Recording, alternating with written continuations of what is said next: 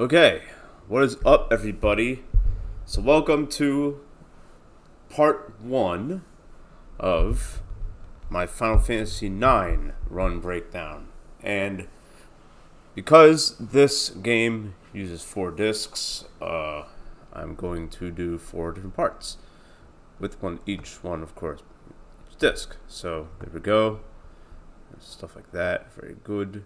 Alright. So, this was my first, it was my second, or third full run. The first run that I'm going to be submitting to speedrun.com. I still haven't done that yet and need to do that. And it was the third run that I completed. Now there are a lot of ways. So the category here is, it's the PC, HD, PC, whatever, any percent with no major skips. So there is another category that utilizes skips that I've decided not to do because it's not as fun, stuff like that. So a few things before doing this run. So if you want to do this run, I really strongly suggest you are like a big Final Fantasy IX fan. This way you know where everything is, you know how to get everywhere, and that's kind of the reason why I took to this run like a fish to water, because I knew exactly where everything was and knew how to get through every dungeon. Only thing I didn't know was the menus, the ATV weight trick, and money management, AP management, and stuff like that.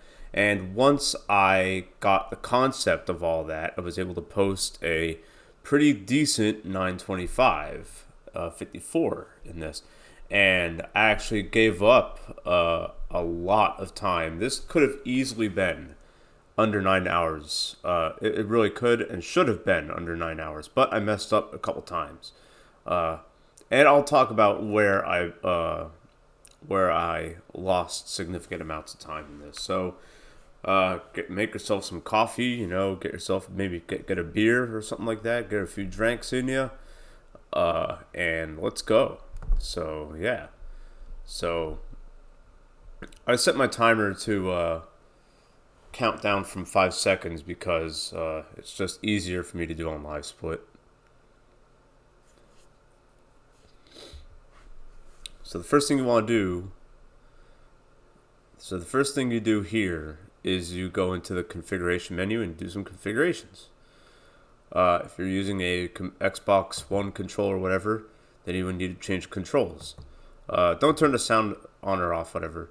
So with the controls, you gotta kind of like press the backspace key, and that gets you to the controller. Swap out A for B because it's easier that way, and then hit backspace again and all that stuff. Put the cursor on memory.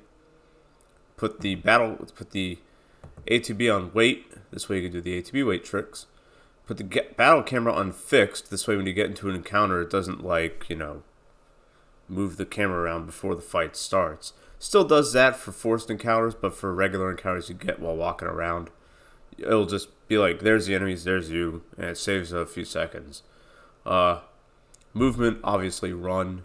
Fill the bars of the field message and battle speed and stuff. And yeah, there you go. And I put classic window just because it's funny. You can name it on. You can name anyone whoever you want, really. It doesn't really matter in this. So the first thing you want to do, there we go. First thing you want to do in this run is to steal the Mage Master from Baku. You have to steal it. You can't progress until you steal it. And then you want to KO all your players. So, and typically, because the Mage Master is the rare steal from Baku, you'll typically get a wrist and a potion before getting the Mage Master. So, what I like to do is like to hold the menu with everybody. This way, if I can't steal anything, then I don't just like mashing steal, because then what if you steal the Mage Master? Then you're wasting turns. You know what I mean? Typically, this should take you a couple minutes.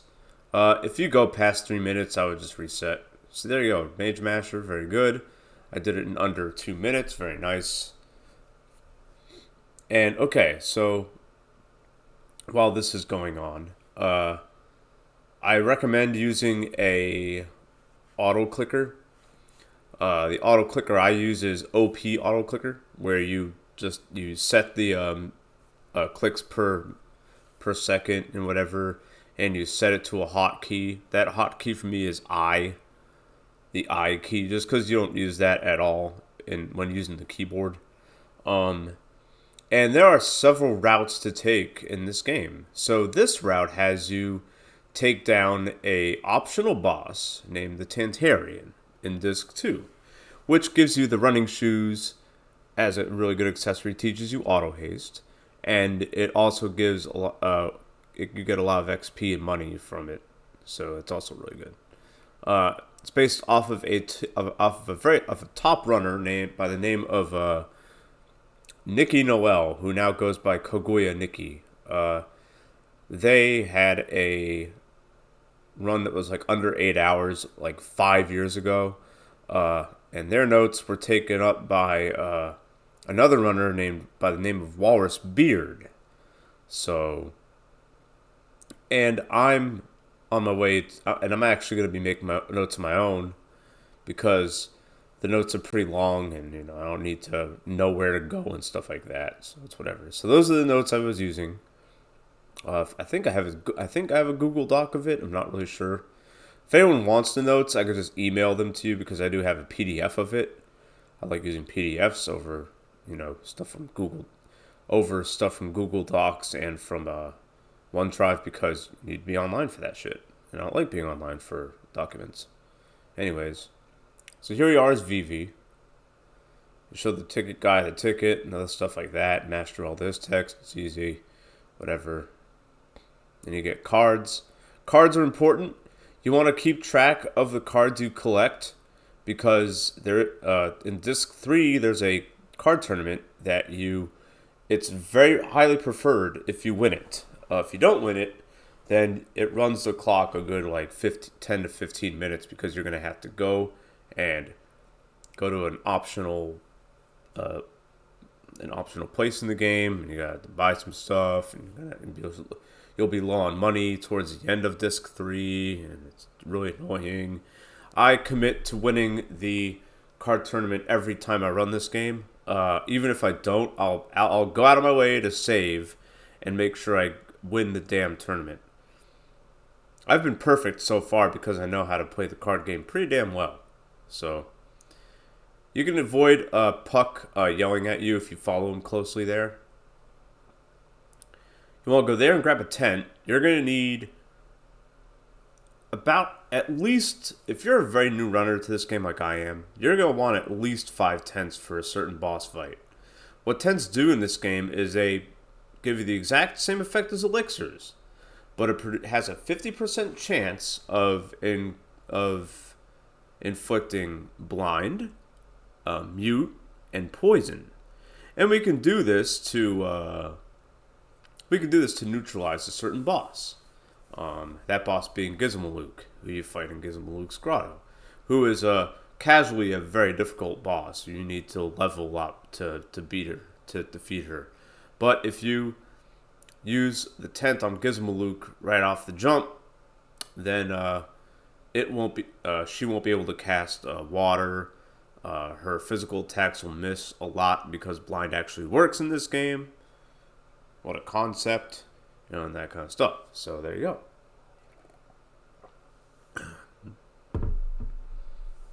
If you are not using the auto clicker, what I would suggest is that you don't mash with the buttons on your controller.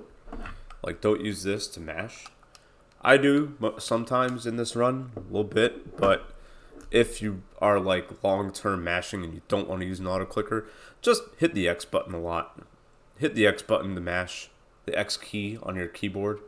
It wears out your thumbs a lot less, and you don't want to you don't want your thumbs to be hurting because this is a very long run.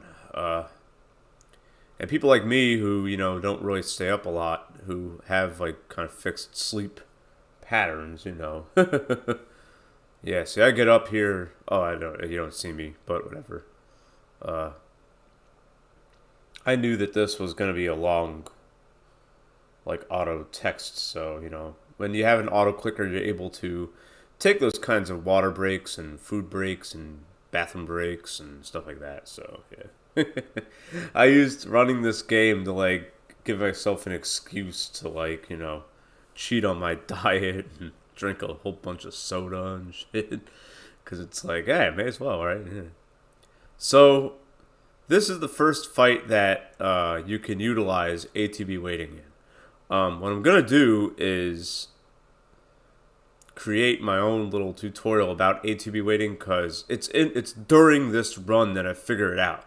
I go like, oh my god, that's how you do ATV weighting. And so I kind of learn it like midway through this run. So ATV weighting, the premise, the whole point of ATV weighting is to get 2 turns for an enemy's 1 turn. So, and in order to do this, I'll actually do a little, because I'm breaking down the run anyways. In order to do that, the player's speed stat has to be, hang on a second, there we go, has to be, has to, damn it, your player's speed stat has to be higher than the enemy's speed stat. And so there's 3 roles in ATV weighting. You have the executor, that's the player who you want to get the 2 turns for the enemy's 1. You have the enemy, obviously. And then you have what I call the holder. So a holder is someone who doesn't have a high speed stat, who you hold the menu with, okay? And that's how you do ATV weighting in this game. Do you absolutely have need to do ATB weighting in this game, in this run, to do a decent run? Absolutely not. I do the ATB weight trick at exactly twice in this entire run, and I got under 930. So, I mean, what do you want? I mean, like, that's just, you're good. I mean, like, honestly, like obsessing about ATV weighting is really stupid, and you need to know when to do it and when it's not necessary. ATV weighting is not necessary if your player is slower than the enemy, because you're never going to get that extra a turn. So why do it? So there's a few. I could have ATV weighted against King Leo, and I could have finished that fight I'd say about 15 to 20 seconds faster. And the sword fight in this game, the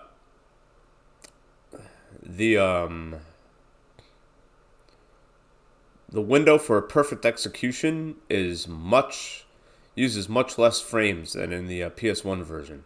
There's no excuse to not get 100 nobles, because you have like literal seconds to see, okay, I gotta press Y, I gotta press B, I gotta press whatever that is, you know what I mean?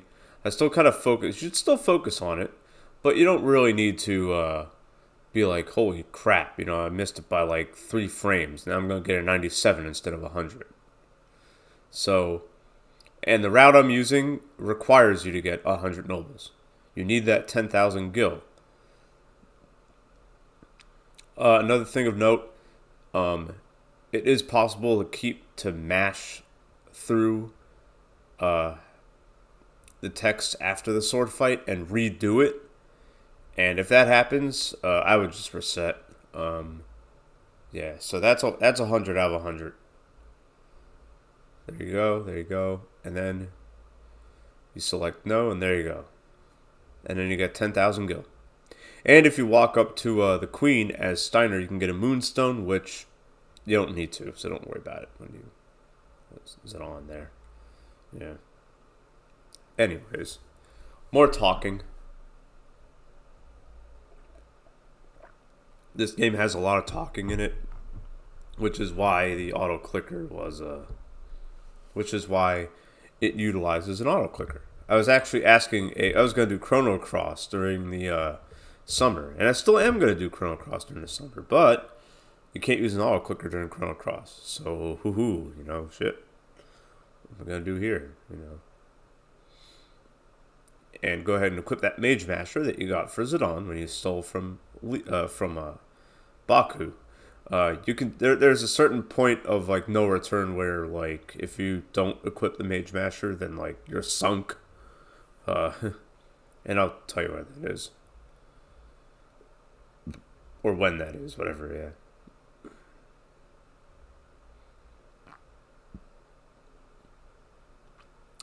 I wonder why live splits like so like pixely. It's really weird. Huh. Yeah, here's more talking for a number of seconds. And I get up and yeah, you don't see it, but whatever. I get up and I just do stuff. Yeah. Because I'm like, why do I need to worry about this at all? We're good. We're okay. Yeah. I'm excited about doing this run again and after Thanksgiving. That's what I'm gonna do this run again. I'm probably actually gonna play it casually. I'm gonna play a different mod. That I've been meaning to play. And that's in what? 7 months from now. So you get ready. Yeah, that's gonna be cool.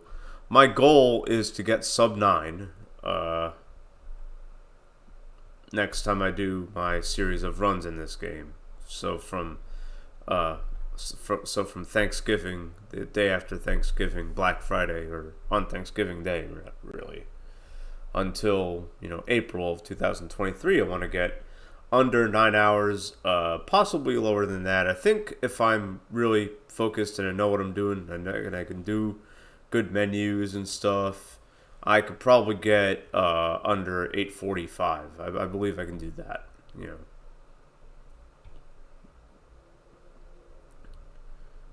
And now we're in control of Steiner. You don't need to do any menus when you're in control of Steiner. You just need to run to where you need to run to. So there you go. As he yells and gathers his knights that have been raided by Zidane and Blank there. So to progress the plot, you just go where I'm going. There, you gotta go downstairs there, and go down the main entrance there, and stuff. If you're playing casually, you can talk to all the other soldiers, and you go to the left here.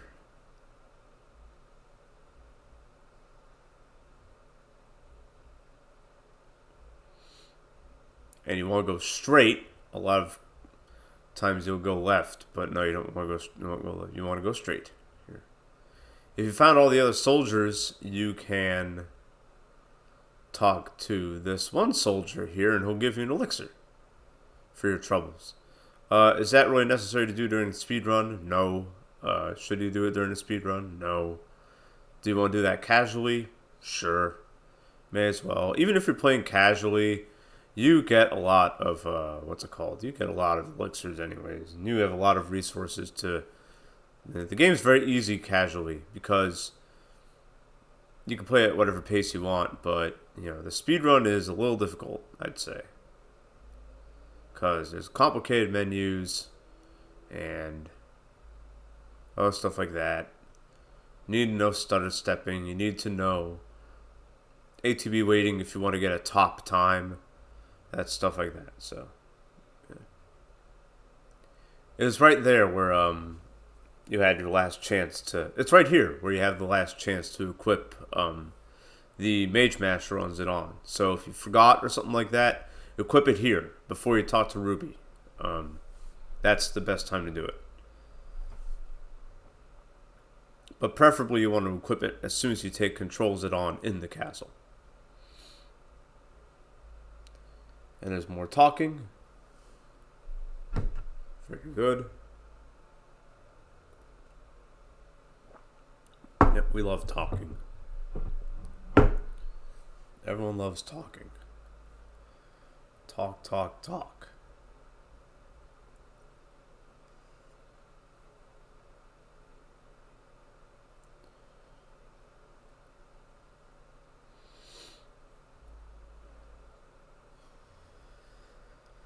All right, very good.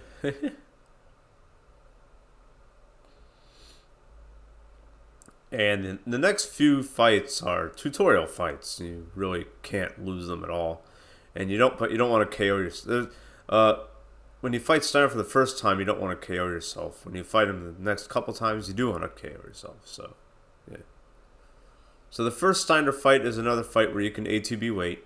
It all depends on how, on where your ATB is when you start the fight. With Zidane, you want to do the ATB weight with Zidane. You want him to execute the ATB weight, and you want Cinna to hold the menu, and that's how you do it. And in order to execute the ATB weight properly, you gotta select and cancel like really quickly, and let the enemy act, and then get back into the menu. That'll freeze everybody's ATB. And if you do it right, the executor's ATB will fill up faster than the enemy, and it'll let you get another shot in. So that's the general concept of it. And I actually perform it in disc 2, and then I say, oh, that's how you do it. Okay, cool. And again, when it comes to ATB weighting, you use it. You ATB weight in this run, I'd say about in like probably, I don't know, in about 10 or 15 fights you do it in. And each of them, it saves you, some time. It saves you a good half a minute each time you do it. So, yeah, I mean, see, I tried to do it there. I tried to do the ATB weight there, but it didn't matter because Steiner won again. So, you want to steal a silk shirt from Steiner. I missed there, which is weak sauce. Yeah, I got pretty upset about that. But then he missed me. And Steiner will go down twice if you do more than 84 damage on him in the first shot. If you do 84, then you got to hit him a third time with either Cinna or or blank. But if you hit him like 88 and then 84, he'll go down. So, and if you steal a silk shirt, that'll prevent a menu earlier or later, rather. So make a mental note if you do that. What I'll probably do in my splits, I'll probably next to the split, I'll be like stole blank. This way I know that I stole something. And yeah, this run is pretty difficult to do without notes, to be really honest. I mean, with my notes here, I have it set to where like it has a menu right after the plant brain and the evil forest, because I didn't have that memorized. So yeah, different from Earthbound. I have that completely memorized up until after the boogie tent. Then I'm like, oh, okay, I think I do whatever that is and stuff like that. So yeah, if anything, doing this run breakdown will remind me of what I need to do, that kind of stuff. So honestly, the best way to know where to go in this speed run is really to just to watch one yourself.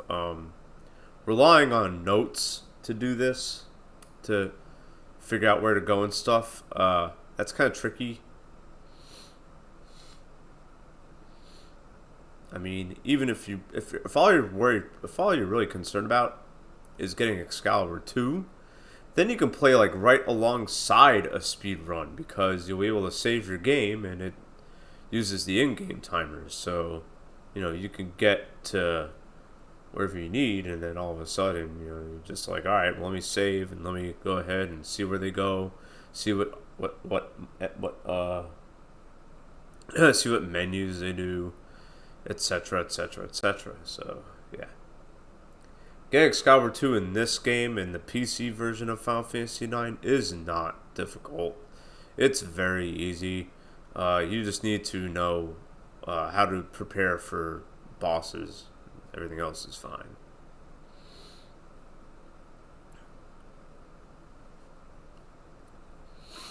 And use an auto clicker, obviously. Yeah.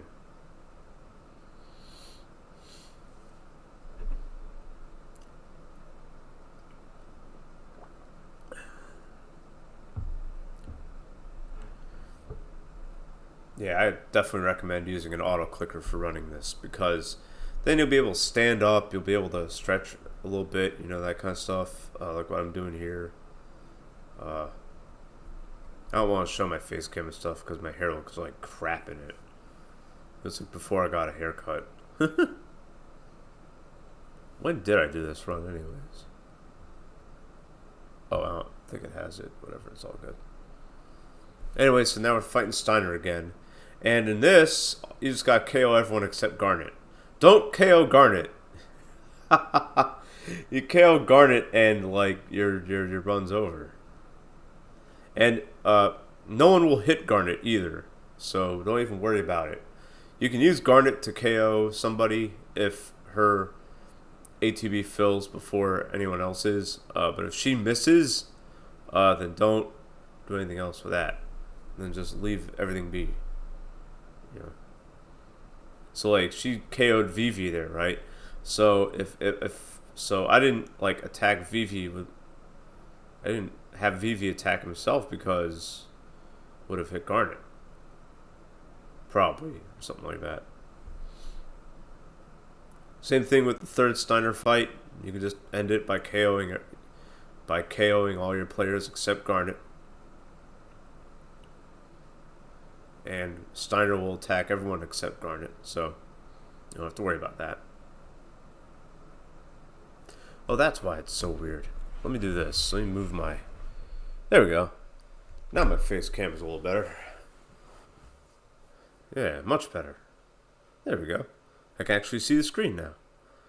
And the face cam looks a little better.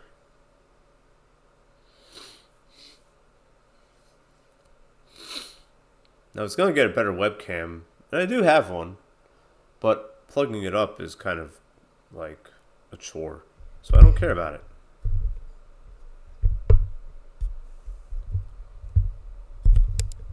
There we go.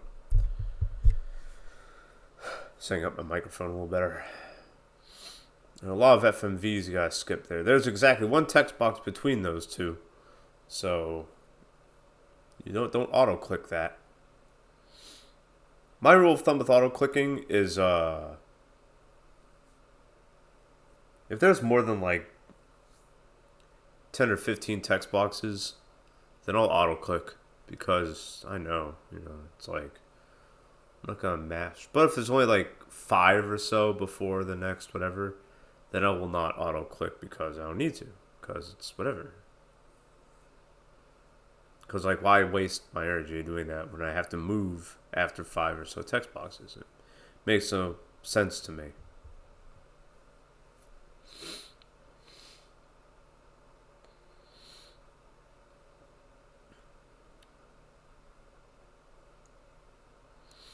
More talking here. If you're playing casually, every item you get here is missable. So if you're one of those types who wants to get all the items and shit, even though it's all like really not disposable, yeah, like consumable stuff, if that's like a concern for you, then you want to get everything in the crashed Prima Vista, in the theater ship. But if not, then you don't have to worry about it. You do get a couple of items. You get a couple ethers. Other routes there have you get all 3 ethers inside the ship. This route that I'm using only has you collect 1 or 2. But for safety, probably get all 3. I think I do get all 3 in this. I'm not really sure.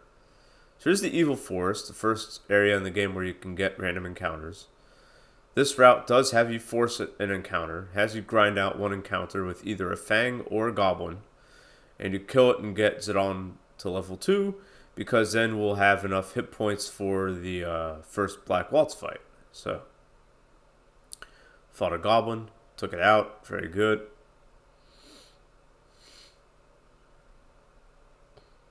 And you get your little 23 XP, $88, very nice. And now the first real boss of the game, the Prison Cage. The first Prison Cage fight is actually a tutorial battle. It has you use Zidon's trance abilities. And what you want to do is you want to use free energy, not Tidal Flame. If you hit the enemy with Tidal Flame, you'll also hit Garnet with Tidal Flame, and then your run is done because, well, you just KO'd Garnet. So use free energy on the prison cage. Don't select Garnet with it. You want to select the prison cage with it. And then attack with everybody, and then it'll go down. So, and you can't ATB weight it because it has more. It's faster than you, and it's a scripted fight. So, scripted in the sense that Zidon trances. So like, and the enemy goes before you do. So, it's not gonna matter if you ATB weight or not because it's scripted. Hey, see, I almost defended there with Zidon. I was nervous. And I got a crit, which didn't matter. You could easily taken him out without a crit. But it was cool to see that. And now the prison cage is going to snatch up Vivi. And that fight is actually, you can lose that fight if it KOs Vivi. You have about 4 rounds of fighting before you gotta heal Vivi. What you want to do in this fight is you want to steal Zidon. You steal at least once to get the broadsword. You could steal more than once at your own peril, at your own risk, but most runners steal exactly once. So, and Vivi's gonna be hitting him with fire, so it's whatever. Let's see if I'm right. So, takes off 1, 2, 3. Yeah, so you got 4 rounds to beat him. You have this round, and then another round, and then another round. So, if you don't steal anything, I think I actually do steal again, but I'm not really sure. I do. Okay, so you could steal at most twice to try to get the broadsword. If you don't steal it, I got upset, and I said, oh. I didn't get upset. I was just like, really? A leather wrist? Damn. Which is okay. I'm not going to sit here and complain about that. But, you want the broadsword. This way you can give Steiner the broadsword right after, as the Evil Forest events end. Because what you do, well, I'll show you. Well, you'll see it. You'll see it in about 10 or so minutes.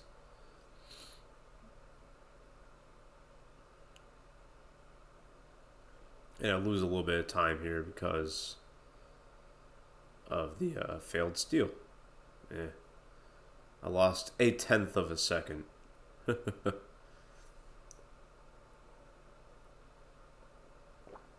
the auto clicker, if you don't see my mouse pointer there, it has to be pointing on the screen. Not on the borders, but on the actual screen where the game is taking place, in order for the auto clicker to operate. So I usually put it in the top left there.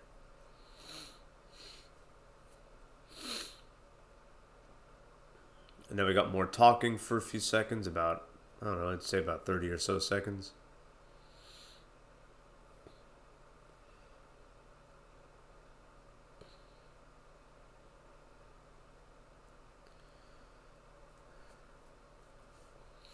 I do this every run.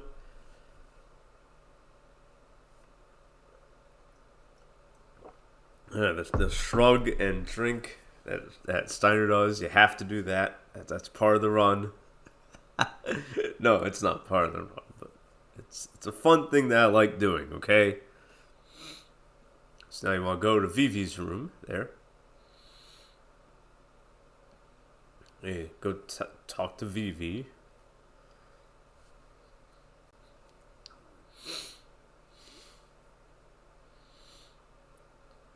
And yeah, the first hour or so of this, or the first half hour or so of this run is, admittedly, it's pretty boring. You get ether from this chest. And if you climb up to that bed, you get something else too, but the speedrun doesn't use that, so I don't really care about it.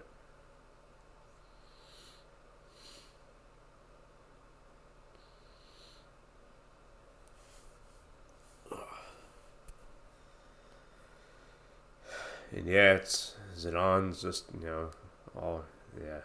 So, and that actually does change if you, like, the more you walk around as it on, he'll remember more stuff and whatever about Garnet. And he'll be like, yeah, I really do like her. Oh my god.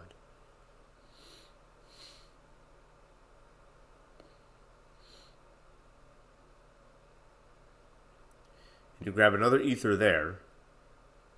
And then you get an ether in Steiner's room, and that's optional for this route. You just get a little bit more money from it. I don't know if I get it or not. We're about to find out. And now we got Fight Baku. So if you're playing casually, you could actually steal an iron sword from Baku.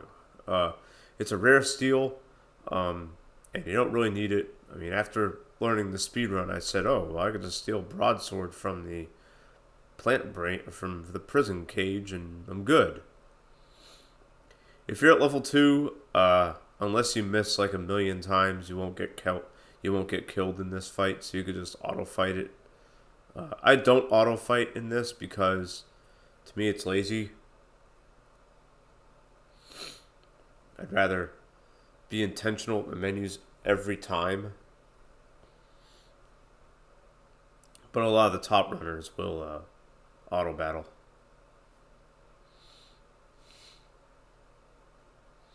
Also, I don't like doing the auto battle because it remembers your last command. So if you stole, then it's gonna have you steal again. That kind of stuff. So to me, it's just not consistent enough to do auto battle. Versus Earthbound, where you may as well auto battle a few fights there because it makes sense. Here, to me, it doesn't make sense at all. There you go. And I enter Steiner's room. And then you go and forward the text here. And that chest right next to Steiner is an ether. Oh, excuse me. Pollen. Ugh. Allergies, man. Allergies. I think I get this ether. No, I don't. Okay. In retrospect, I should have gotten that ether because I make a modification in this route where I buy a certain piece of armor for a certain boss, and then I sell it in my next menu, and that actually cost me because I didn't have money for the next menu because I ran out of it somehow. And that's 7 hours in. That's that's 7-8 hours in. That's all the way in the end of disc 3. So yeah. We got Blank's medicine and stuff. Very good. Random encounters, don't fight them. Just flee with Zidane. I think I get one because of that. Because of what I did there, I got a random encounter. With, I believe... Oh, and it's a back attack, too. That sucks. So, yeah.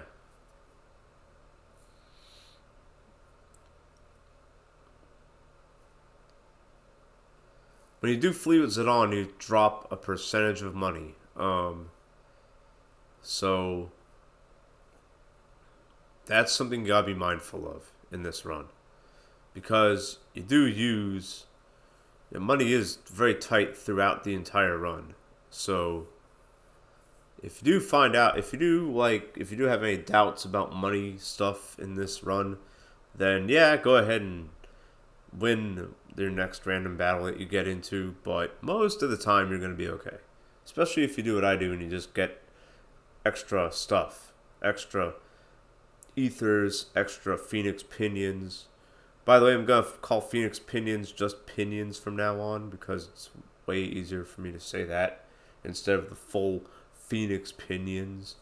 So yeah. So you can sell Pinions for $1,000 and they operate the same as Phoenix Downs. So You don't need Phoenix Pinions.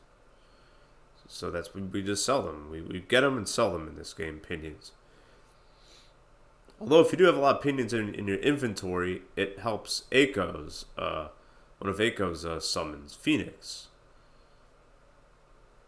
Increases the chances of you resing any players who got KO'd when you use that Eidolon. And you don't summon a single Eidolon in this game at all, with either Garnet or Aiko, because they suck. So why even bother? Okay, so the plant brain. So, the very first thing you want to do here is KO Zidane. Now, ideally you want Zidane to KO himself. However, that may not happen because of the pollen that the plant brain uses. So what I do is I have Vivi just cast fire on Zidane, and then I put the menu on Steiner so that he can do fire sword right after. So when he KOs it on, it has blank come in, and it's like the halfway point in the fight. What you want blank to attack, and then you want Steiner to do fire sword. Hopefully, both of those get out before the plant brain attacks again. The plant brain can use thunder and can KO Vivi immediately. It can one-shot Vivi, leaving with just blank and Steiner. So, and fortunately, I took him out very quickly. It was a very good fight. Ideally, you just want Zidane to be KO'd. In some rare cases, both Zidane and Vivi will be KO'd. So, as long as blank and Steiner are functioning in that fight, the plant brain fight, you can get away with winning the fight with just blank and Steiner in the party. So, at the very worst, you're going to be finishing the fight with a solo blank. Now, there's a menu here. So, what you want to do, if I stole the broadsword, I would swap out Blank's iron sword for the broadsword, and then give it to Steiner. But I didn't do that, so you're just gonna remove the leather shirt, the leather hat, and the silk shirt, then give the silk shirt to Zidane, and give the silk shirt to Vivi if you stole it from Steiner when you fought Steiner, and then res Vivi and give him a potion, and potion Vivi as well, and Zidane. Make sure they both have a good amount of hit points.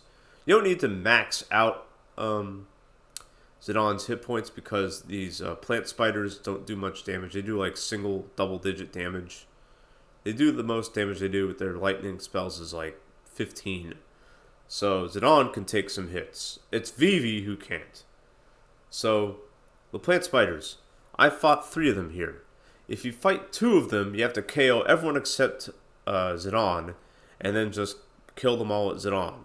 If you encounter 3 or more, then you KO everyone except Zidane and Vivi, and then you have Vivi cast fire on them all. So we're fighting 3 here. So what we want to do is we want to KO Blank and KO Steiner. I made a mistake there because I forgot that Steiner is blinded, so Steiner may not be able to KO himself. So I had to wait for Zidane to get his ATB back so that he could do it. Yeah.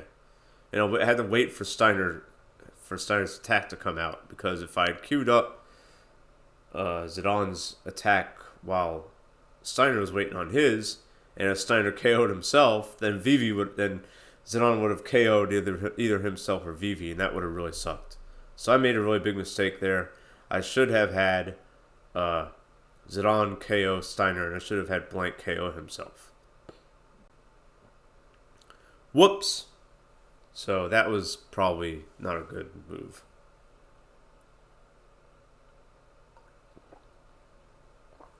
And after the fight, just buffer down. Hold down while the screen's transitioning so that you run to the next screen, or else you'll get caught by the other pack of plant spiders, and then you'll have to fight them, which is stupid. You don't want to do that. And now you got about, I'd say 40 or so seconds of text mashing. Perfect time for a water break.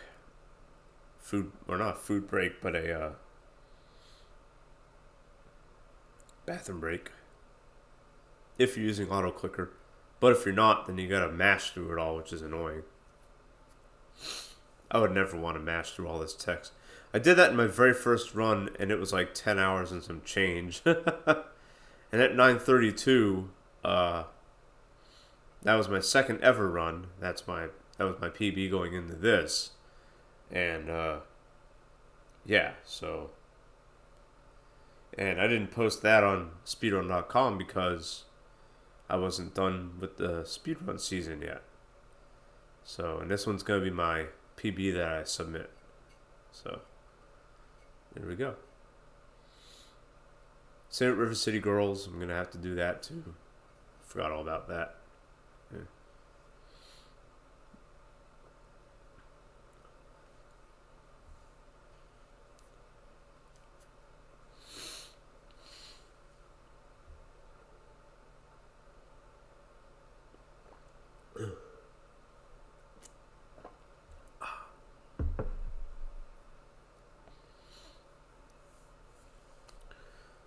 Talk, more talking. Yep.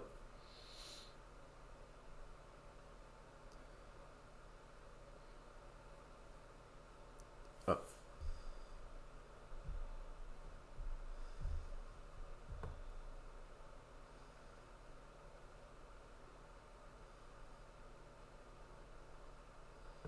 There we go. That's a little better.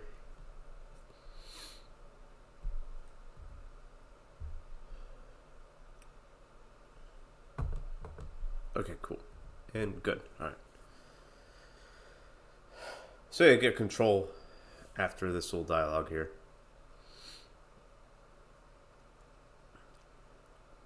And so when you're walking in the overworld, when you have that overlay there, you won't get any encounters. You can just run right to your next destination, which is the ice cavern. Now, you can enter it with that overlay, but it'll like stay there for the rest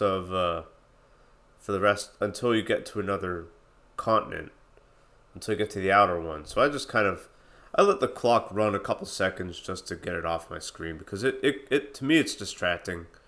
Does that give up a few seconds? Yeah. Is it worth it for me? Sure, I'd say it is. I mean, it's whatever. I'm not gonna sit here and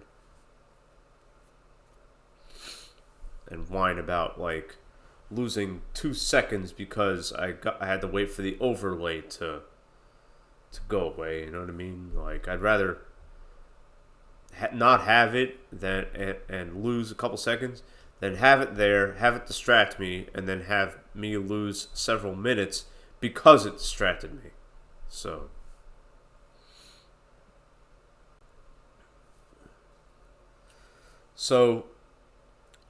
To me, this is the first real dungeon, and dungeons in Final Fantasy IX run on a threat level. So, the more steps you take, and it's the same thing in the overworld too, is that the more steps you take, the higher this threat level gets. And so, what you want to do is you want to go as get to the next screen as fast as possible. This way it resets the threat level. That chest to the left contains a tent. If you're new to the run, get it. I don't because I'm taking a chance of carrying 5 tents into the Gizmo Luke fight. So yeah. And those little jets of mist will cause an encounter if you run into it. Again, move real fast. Move real fast here too.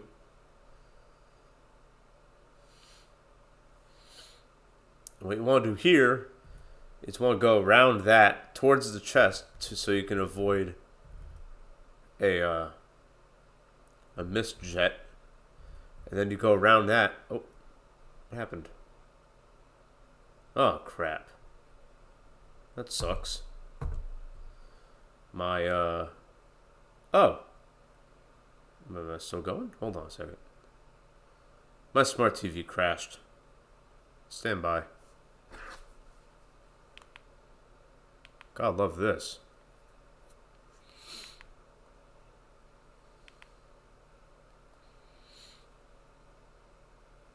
That's stupid.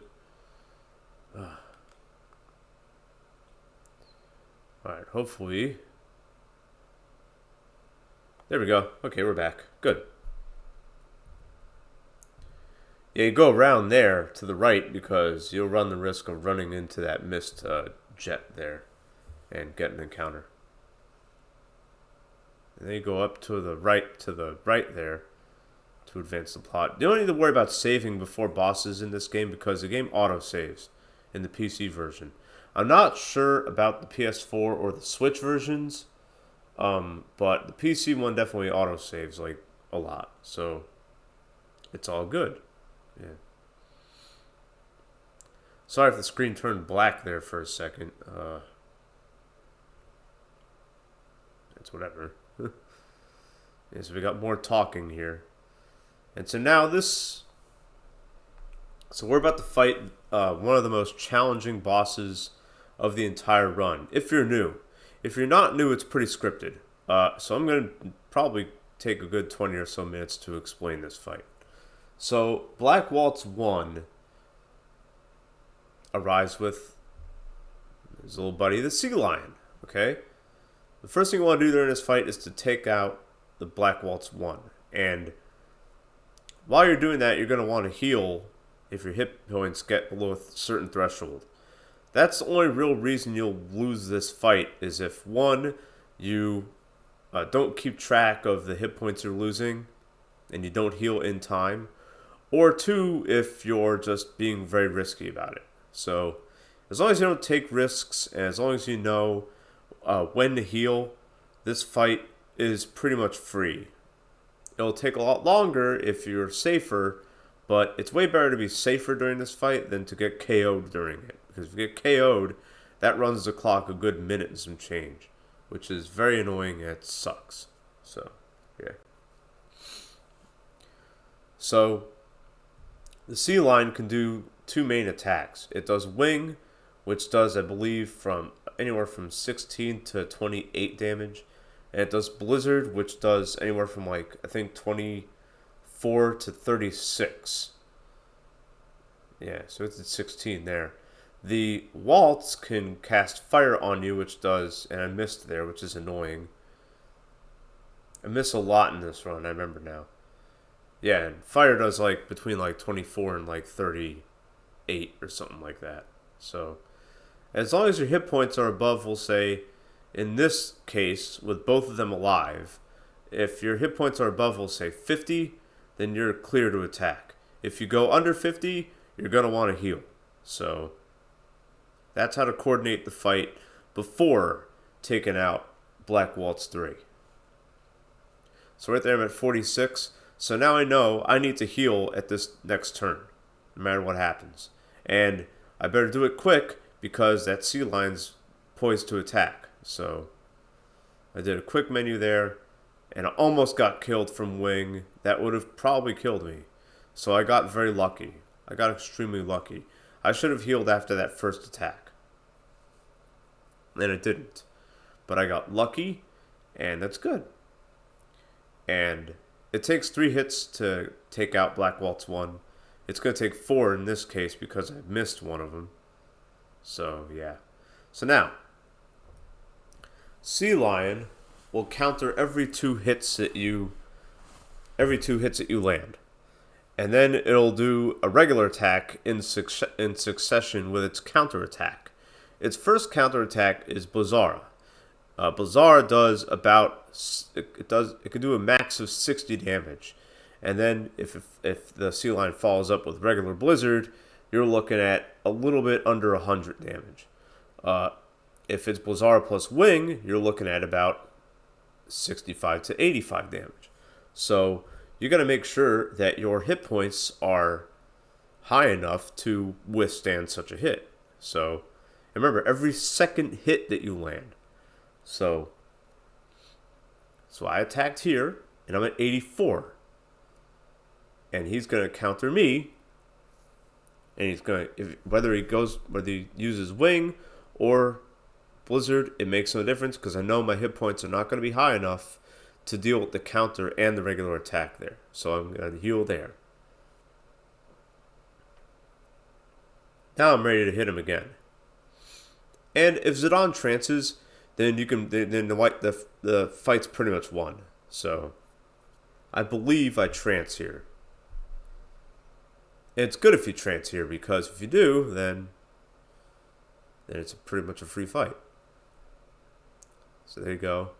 And I knew that I was able to attack because I had more than 36 hit points. And I knew that Wing wasn't going to do that. And I know that Blizzard can only do a max of 36. So there you go. And now this next turn I have to heal. Why? Because my hit points are not nearly high enough. So without even thinking, I just select Potion and heal.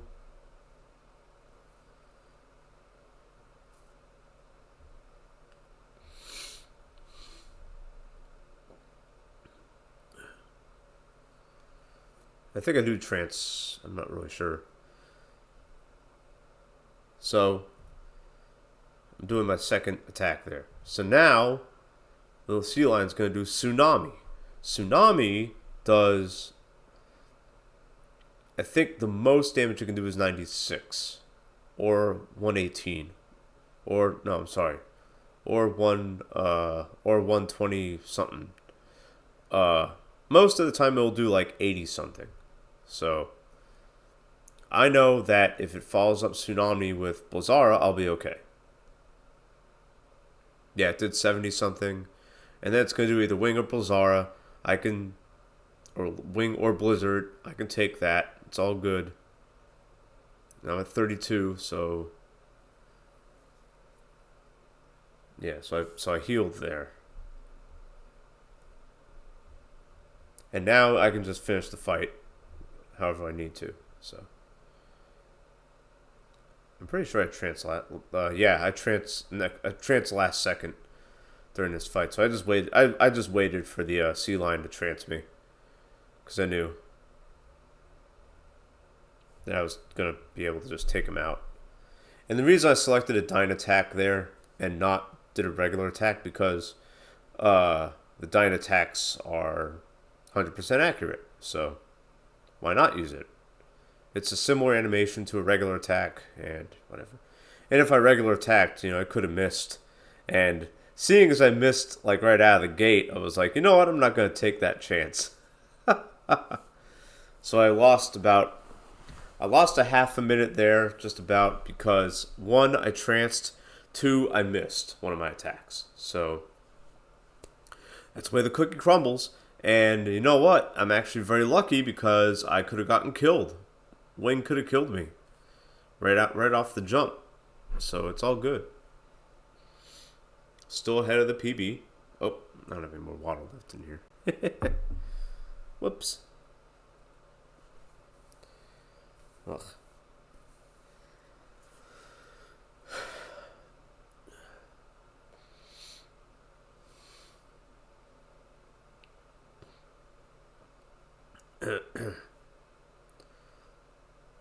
I don't think you get encounters here, so you're okay. But here, you're liable to get an encounter if you don't go fast enough through that stuff. Same here. If you're not running fast enough, and you're not cutting the corners the way you do, you're liable to get an encounter.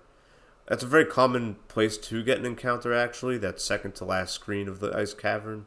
So, but I didn't, which is nice. Now, the random encounters in this run are all saved for Disc 4. In Disc 4, I get, I think 5 or 6 random encounters, and it's really annoying. Yeah. But the first couple discs are pretty smooth sailing, and I'm at a really good pace after the first 2 discs. So it's pretty damn good. Yes, now I got more talking.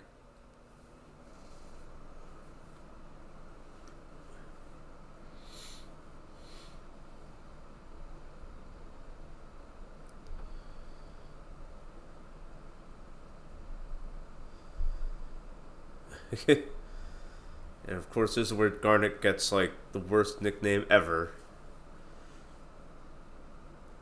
I don't know if I actually call her what I usually call her. I don't. I stick with Dagger. I usually call her Sarah because that's her canon name. Like Princess Sarah in Final Fantasy 1. Get it, guys? And you discover that by going to her hometown, Summoner Village in Disc 4, and you do like a little procedure to get that. I haven't done that in a while, so I don't know how to do it. Haven't played this casually because I played as a speedrun now.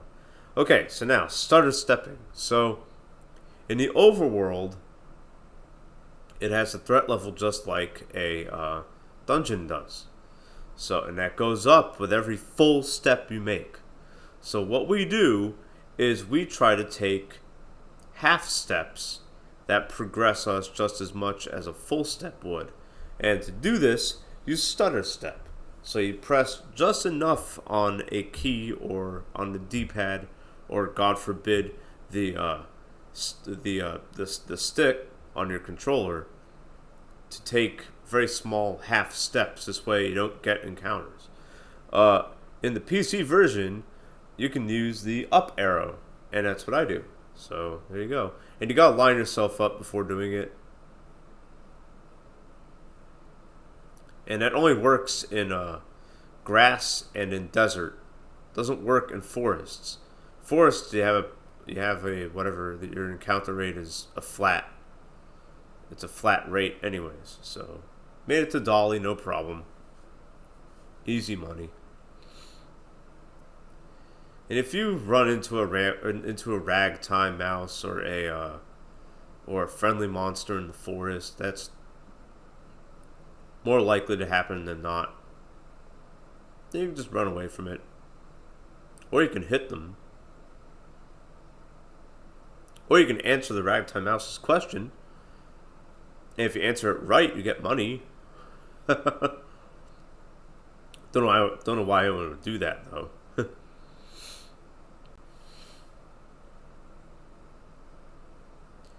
And it's in Dolly where you get the first, I'd say, not complicated menu, but the first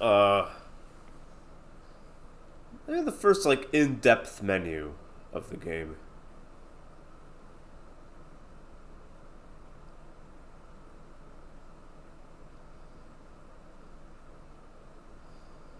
But before that, we gotta do more talking. More talking. Hooray.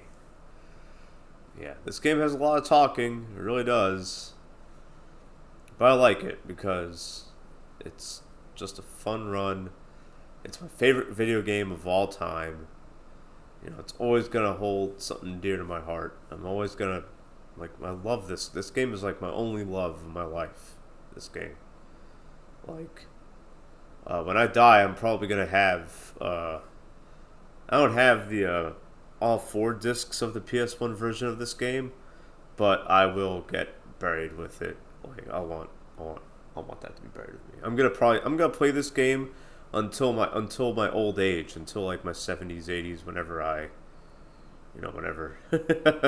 however many decades of life I happen to run through. I mean, I'm coming up on decade number 5 in a couple months here, bro. 7 weeks until my 40th birthday. Crazy.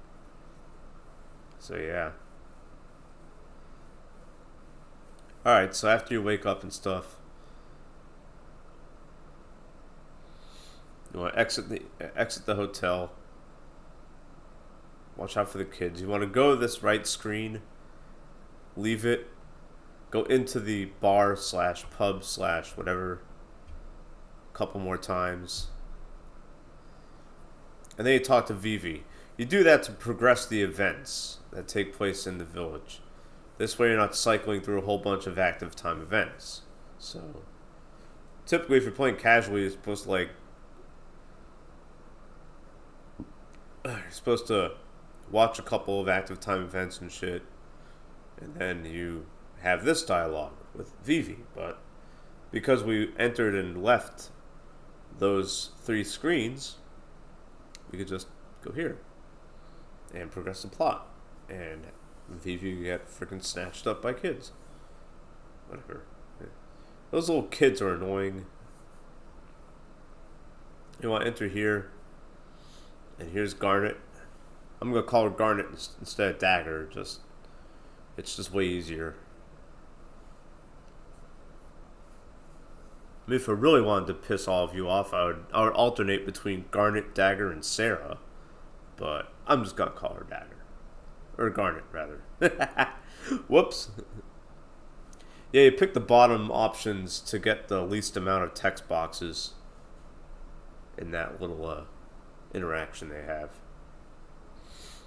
Okay, so the very first... So here's the first shop of the game. And I messed that up. So, if you did not steal the broadsword, if Steiner does not have an iron sword equipped, then you gotta buy him an iron sword. And then you want to buy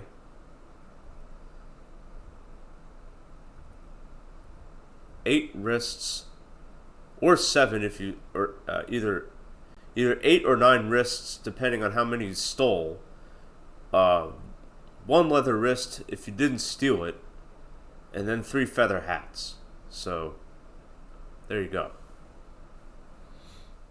That's why you gotta keep track of what you steal in the beginning of the game, because if you don't, you'll wind up buying too much stuff, and then you won't have money for future shops. So, there you go.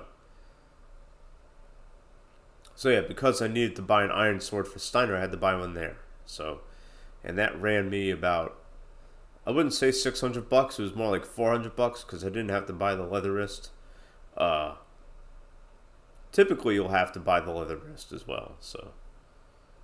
But you won't have to buy the iron sword because you'll steal the broadsword from the prison cage. So that's typically what happens, very common. But what is uncommon is that you steal the leather wrist instead of the broadsword, which is kind of weak, but that's okay. Yeah, it's $600, 600 gil versus 400. You know, So I lost 400 on that steal, on the steal that I didn't want.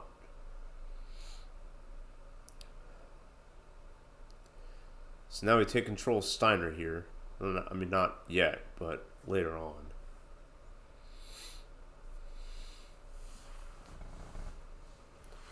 And now we just gotta look for Vivi.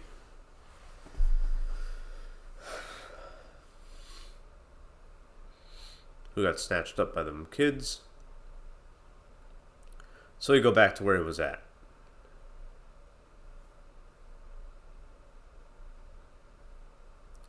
Yeah, those little kids running around, they do get in the way sometimes. And it's pretty annoying, but it's all good.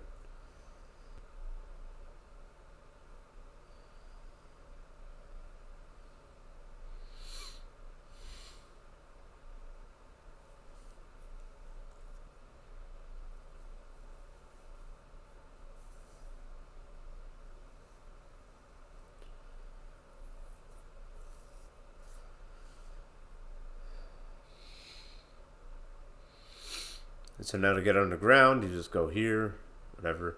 If you want, I wouldn't recommend this, but you can get the Stelazio behind that thing there. You get, I think, the Ares Stelazio. And you can hand that in to get the, I don't know why I got this chest, but whatever. I think it was because I felt like I was short on money because I bought the broadsword, so I'm like, let me grab that. You don't typically get that in the speedrun, but I'm like, whatever. I'm going to suck up in a second and a half so I can get some extra money. Why not? That was only because I bought the iron sword. If I didn't buy the iron sword, I wouldn't have cared. And you can get the blood sword if you want. Because you'll have 4 Stelazio. And when you're in disc 2, you go Trino, right? And you can get 4 Stelazio by the time you get there. And one of them is here. And you can get that Stelazio if you want. But that kind of runs the clock a little bit. I wouldn't get it. I actually might my future runs just to see how much time it would, how much of the clock it would run. Don't get any treasures or anything right here. You don't have to worry about it. You won't get encounters unless you open that door right there, up above Zidane, where you see all that mist coming out of. Right there, top right, near where I am, next to my face cam. Open that door, you'll get like 2 items. You have to go into the door to get the items. But then you get encounters with like ghosts, which can like disappear, and you have to hit them with cure from a garnet in order to take them out. So, whether you're playing this for speed or casually, don't do that, because it sucks. You get shit items from it. Don't know why you'd want to do that. So, yeah. So before you move on, if Vivi hasn't bought, if you didn't get a silk shirt from Steiner, if you didn't steal from Steiner a silk shirt, then you're gonna want to do that. Equip the leather shirt on Zidane, though, and equip the silk shirt on Vivi if you haven't done that. I stole the silk shirt from Steiner, so I don't have to worry about it. I can just leave that silk shirt on Vivi. So, otherwise, you want to swap out, or you want to swap out silk shirt for leather shirt, and then on Zidane, and then give it to Vivi.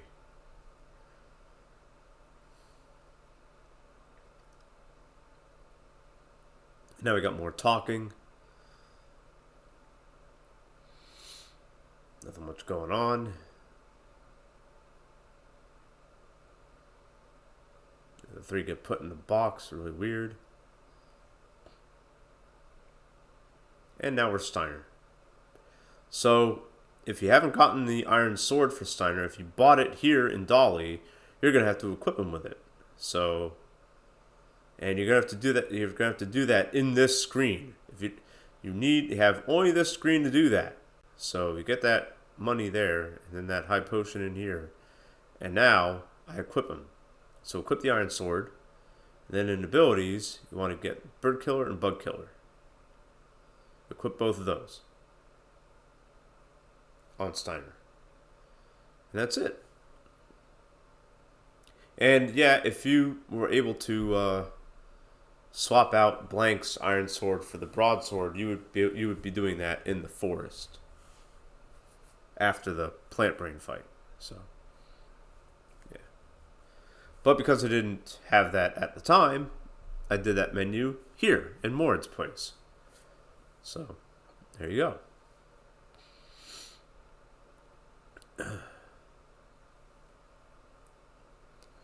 And now I think I get KO'd here. I'm not really sure.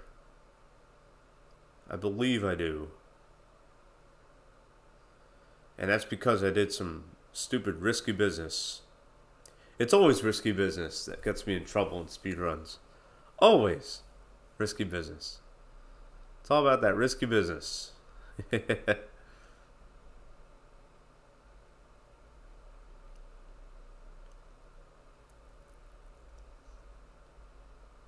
So here you want to pick the second option to observe it more. It'll save you a little bit more time.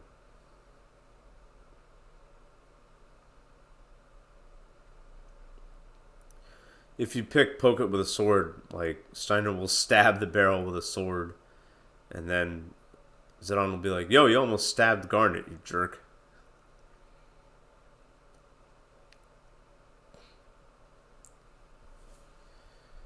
So now we get another challenging fight. This one is objectively challenging no matter how experienced you are. Black Waltz 2. So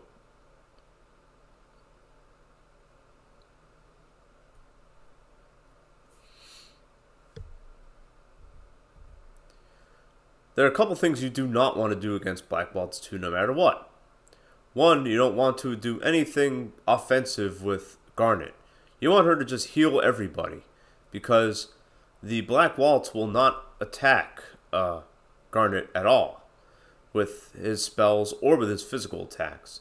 Second, you don't want Vivi to cast any spells against him at all, because he'll just counter with Fira and he'll kill you. So what you want to do is you want to attack with Zidane and Steiner, and every time, and this is where I messed up. So every time the Black Waltz attacks, you got to heal with somebody.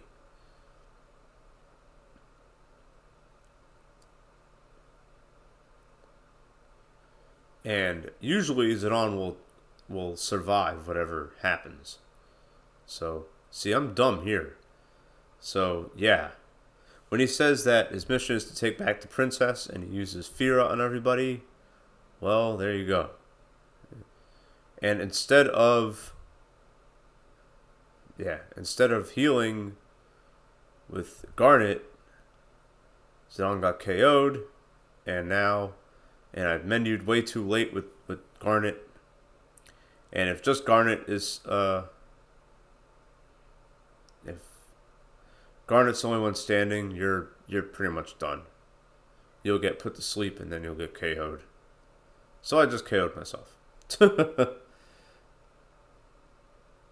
There was nothing I could have done. Because if I were to res somebody, the Black Waltz would have just KO'd them instantly right after because critical hit points. So if that happens, no worries. The game autosaves before every boss fight.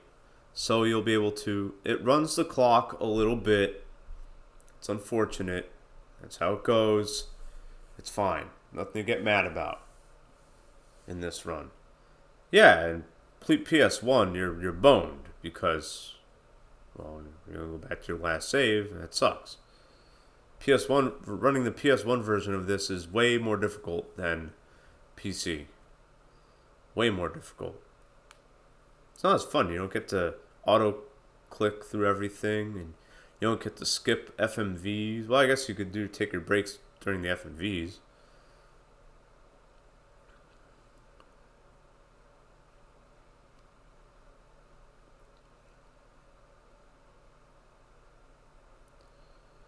Yeah, so I lose a lot of time here. But it's okay. And to make an omelet, you gotta break some eggs, right?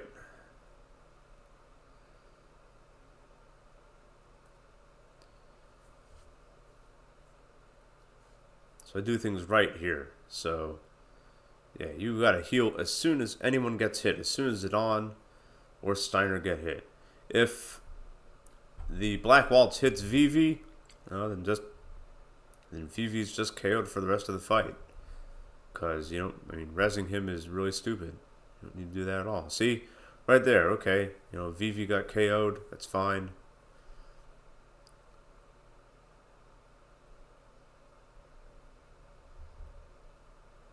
So here we go. And he didn't use the Fira counter this time. And for some reason I healed with Zidane instead of with Garnet. I don't know why. I think I was just nervous.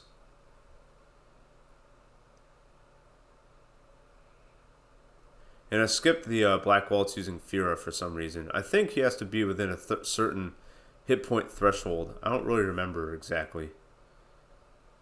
And again, I healed with Zidane. I don't know why I did that. So now when this fight ends, the Black Waltz 2 will drop either 1 or 2 ethers. So,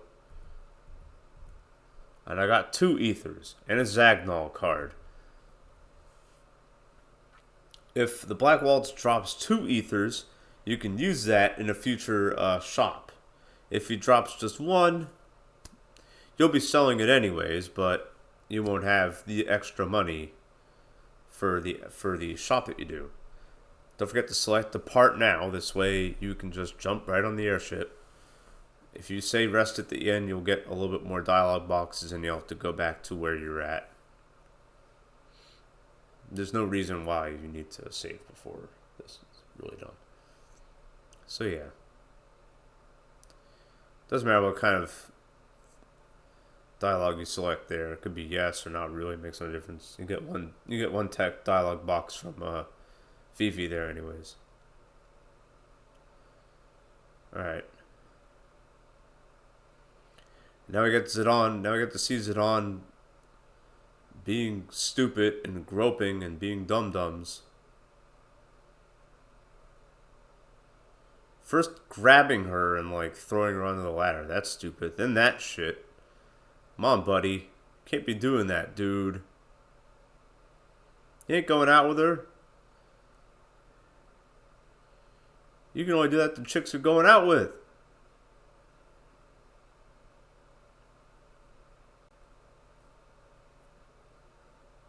Then Zidon's like, it's not like I did it on purpose. Right, whatever, buddy.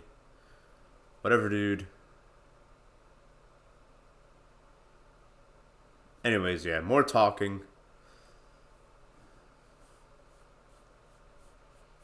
More talking. I tend to leave the auto clicker on during most of these little segments here. Just because it doesn't really mess with you when you're walking around. So.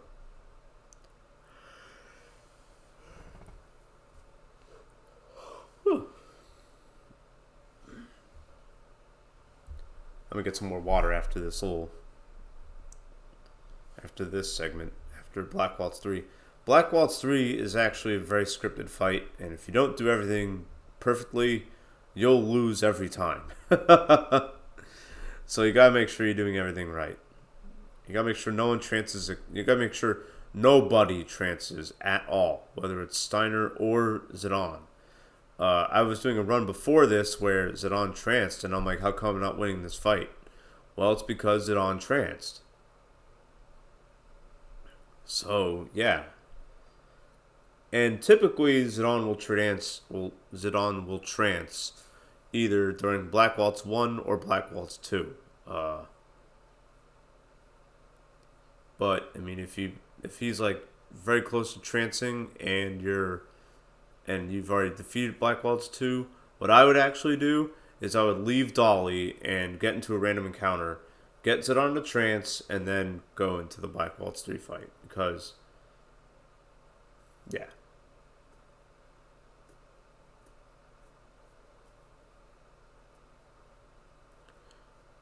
Having Zidon trance during the Black Waltz 3 fight really disrupts a lot of things during the fight. Sorry, I just shaved, so I'm like fondling myself here. I feel so soft when I shave. I get the 5 o'clock shadow within like seconds, but I don't care. You know what I mean? Seconds. Like tomorrow morning, I'm gonna have stubble again. That's how it was when my dad shaved.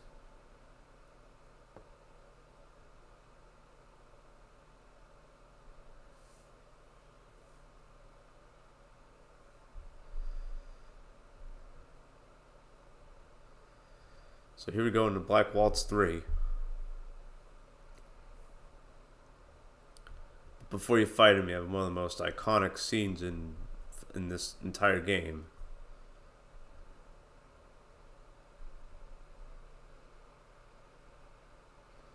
But you skip it because speedrun.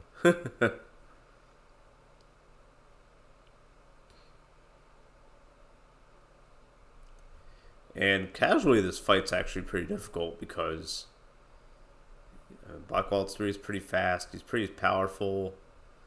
Stuff like that. But if you know what you're doing, speedrun makes it easier.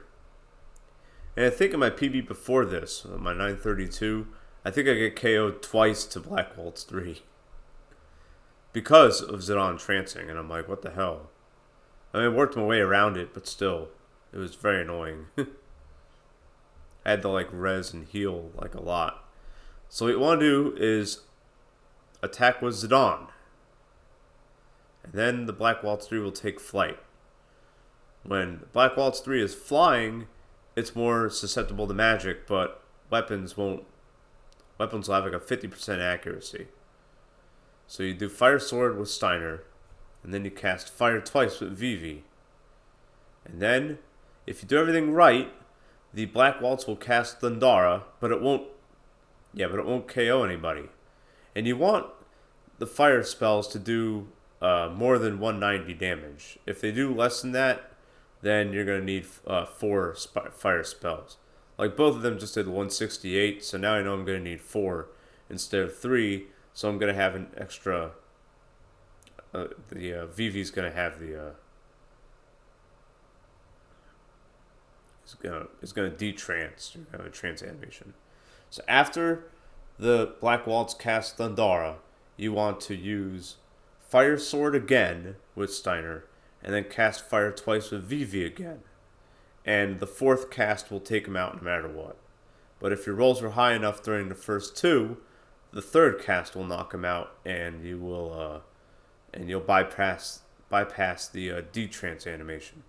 But if it takes 4 casts of fire, then you're going to have to deal with that shit, which runs the clock a million years. But I saved some time because I didn't get KO'd, so it's good. Yeah. And now I'm only out by 14 seconds on the run. So all things considered, when I run this again later on this year, I'll probably be able to still get... I'll still be able to get a decent time here. I'll still be able to beat my former splits. Maybe the Mage Master won't be as fast, but everything else will be as fast. Will be fast because I won't miss. I won't have random encounters and stuff and everything. So this is where you get a lot of talking and everything like that. You know what? I think here's what I'm gonna do. I'm going to go ahead and skip through because... Actually, I shouldn't do that. No, I shouldn't do that. So Limb Bloom is where you can like really take some big breaks in this game because it's just a lot of talking and plot. But you still have to do some kind of inputs here. Like there's FMVs you got to skip. There's a couple of them you got to skip before Limb Bloom, before you enter Limb Bloom. You gotta name Freya when you, at some point.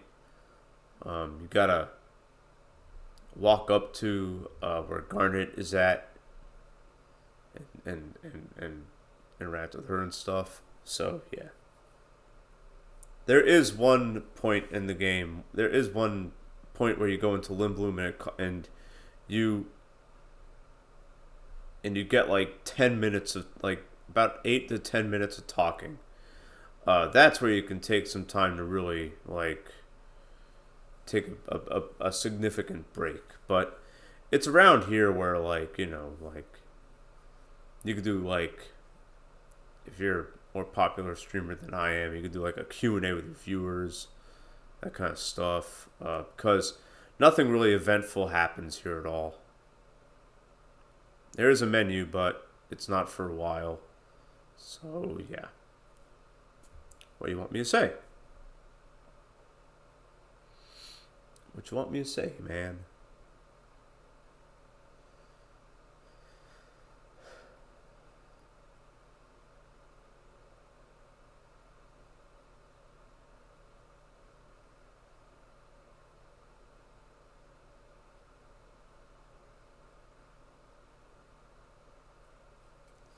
See, it's just talking. Talk, talk, talk. Yeah, let me go ahead and get water here. I'll be right back.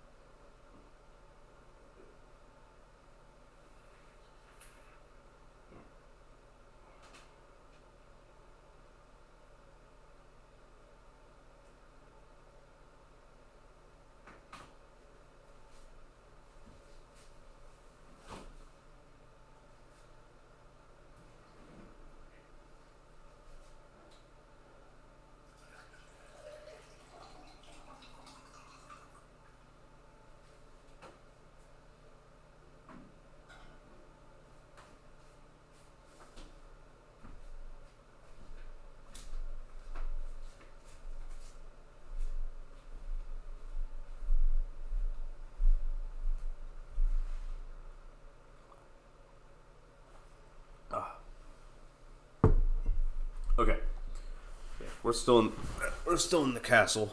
That's fine. Like I said, a lot of text mashing, which is why you need that auto clicker. Yes, it is. Yeah, and it's right here where I decide to get up to and get like a food break. Yeah, if you want to get like a food break, this is like the perfect time. If you're doing this run and you want to get a food break and just let this auto clicker do its work, and you can grab yourself something to eat or take a bathroom break, that kind of stuff. It's good. Yeah, I don't know how the PS1 runners do that, because it's like, oh my god. Well, I guess turbo, if you can have a turbo controller, I suppose you could do the same. Yeah, but it's here where I get a little food break. Something to snack on there. Yeah, let me do this here. I want to see if I can get to, let's see here.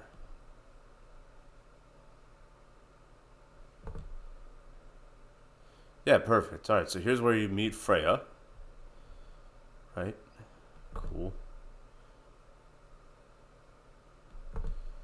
Yeah, it's more of the same. Alright, here we go. Okay, yeah, just to skip a little bit stuff.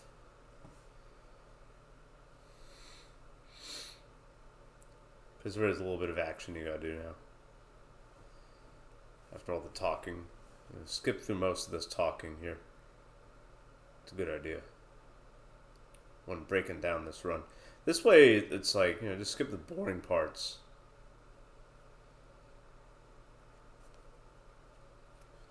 This way I'm not here for 5 hours, I mean, typically disc 1 shouldn't take you any longer than 2.5 hours. A solid disc 1 to me is like maybe 2 hours and 10 minutes, something like that. 2 hours and 20 is pretty good. The top runners get disc 1 all wrapped up in like an hour 50, something under an hour 50, which is definitely doable. So yeah. And we get another Mogster thing. Remember, after 3 text boxes, you wanna cancel that. What do you want to know? This way you don't enter a tutorial dialogue, which is only a couple text boxes, but still. All right, so now we got another menu. We got another shop here.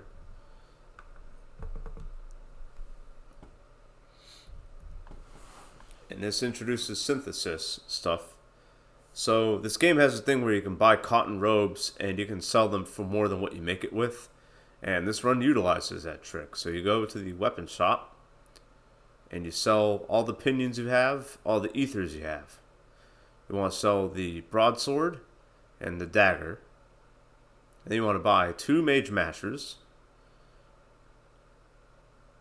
a glass armlet, a leather plate, iron helmet, 13 steepled hats, and then we're going to combine those with the wrists to buy 9 cotton robes. So now you go to the synthesis shop.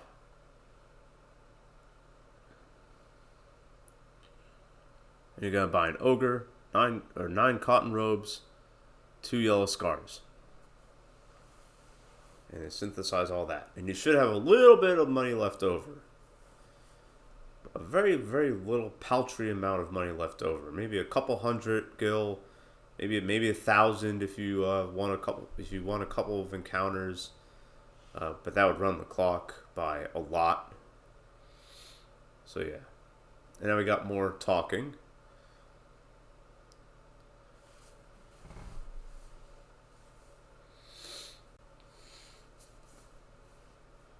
Which is whatever. Everyone likes talking. It's fine.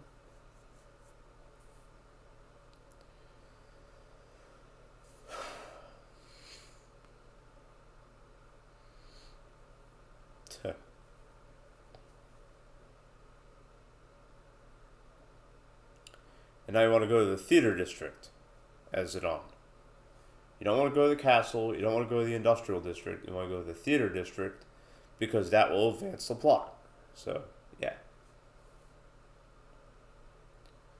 And the theater district is where the where Zidon's crew is at, the Tantalus. You don't want to talk to anybody here. We'll be doing that later on, Disc 3. Now you go right into the hideout. And those chests contain money, so if you don't have enough money to do the shopping that I just did, you can get the money in those chests, and that might be able to get you to what you need, and then you can do the shopping right after this.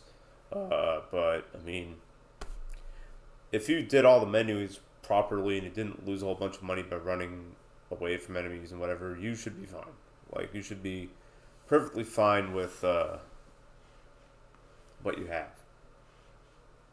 You should be able to do the menus that you need and not worry about it. So, hopefully, I mean,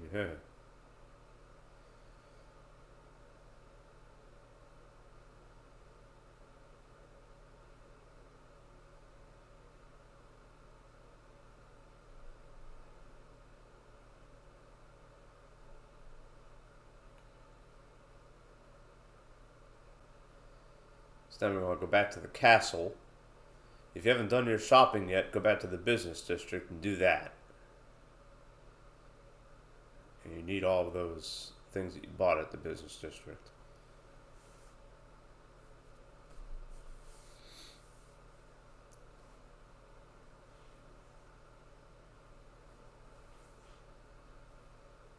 So now at the castle, as it on, we're going to sneak up to where Garnet's at.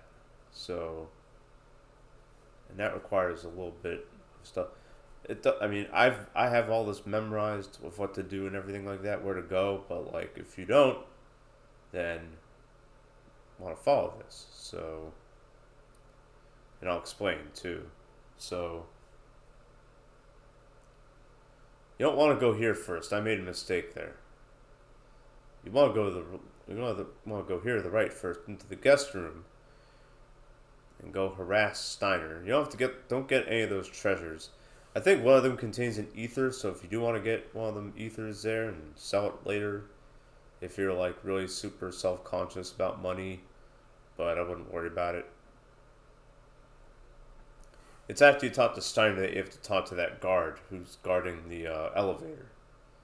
Yeah.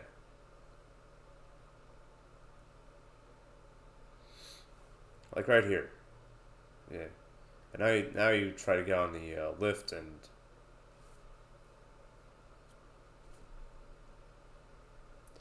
then you want to go to whoops. Yeah, I don't know why I did that either. Nerves. Had to be nerves. You go here to this sleepy soldier. You'll lead him into the guest room, where you take his clothes.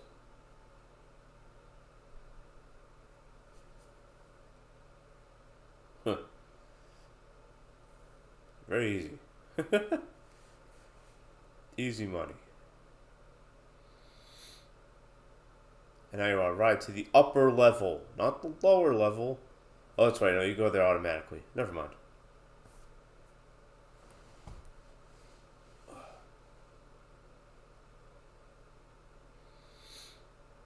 Now, here's what you don't want to do. You do not want to go to that main chamber.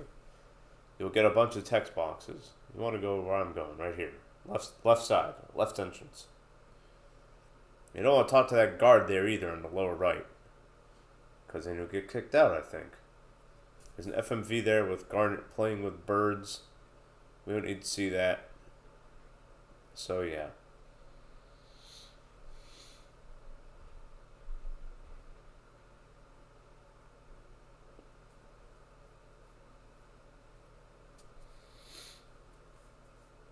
You know, go to the telescope. You have to like interact with like each of these places on here. So that little mountain range there, and then the marsh here, and then right next to the marsh is the river, and then right next to the river is the Chocobo's forest, and then up from the Chocobo's forest. Oh yes, yeah, I messed up and I pressed it twice by accident. Go to the mountains again. and then finally the south gate. Yeah. If you don't like interact with all 6 of those, you will not progress. So, is that a stopping point? No, but it's kind of it gets kind of weird. Like a lot of players like get lost there and they're like, "What the hell's going on?" So it's whatever. Yeah, so now we have more talking. I'm gonna skip it here, but probably. Whoops. There we go.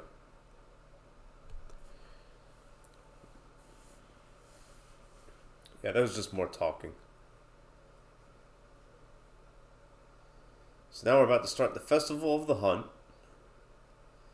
And if you're playing casually, the Festival of the Hunt is, it's a fun little side thing you can do.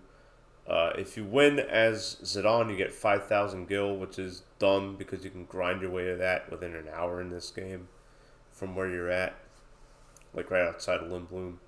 If you win as Vivi, I think you get either the Lindblom card or the Theater Ship card. I don't remember which one you get. But if you get KO'd as Zidane, Freya wins and she gives you, and you get the Coral Ring if you have her win. So, in terms of the speedrun and casually, you should let Freya win. That means this Festival of the Hunt is pretty much useless. So yeah. And you need to go to the Theater District. You have to walk there on your own. So hopefully you remember how to get there. If not, the soldiers will tell you.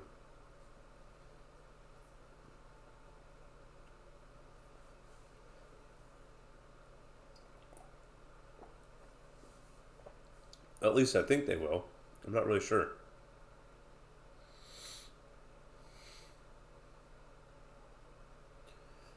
And it's kind of weird how Steiner isn't participating in this, but whatever.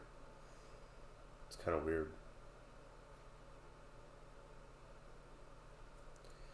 You get to see Steiner fanboy for Vivi out here. So yeah, don't go back into the thing. You'll run the clock. Just head straight, buffer down. That's what I usually do.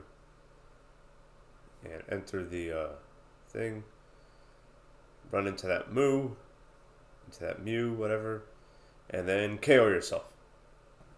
Just like that. It's easy. And ATB was really low. That sucks. I considered removing everything from Zidane, actually, in a menu. This way, the enemy can just KO me and just like that. But I don't know if that would actually work or not. And I'm not about to rock the boat of this run, so I don't really care.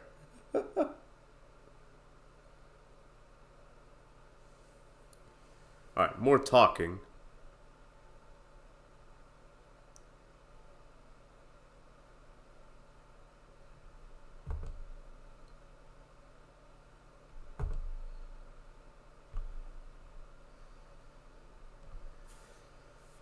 We don't care about any of this talking. We really don't. Although, it's too... if I fast forward anymore, well, I guess I could try to do that. Let's see.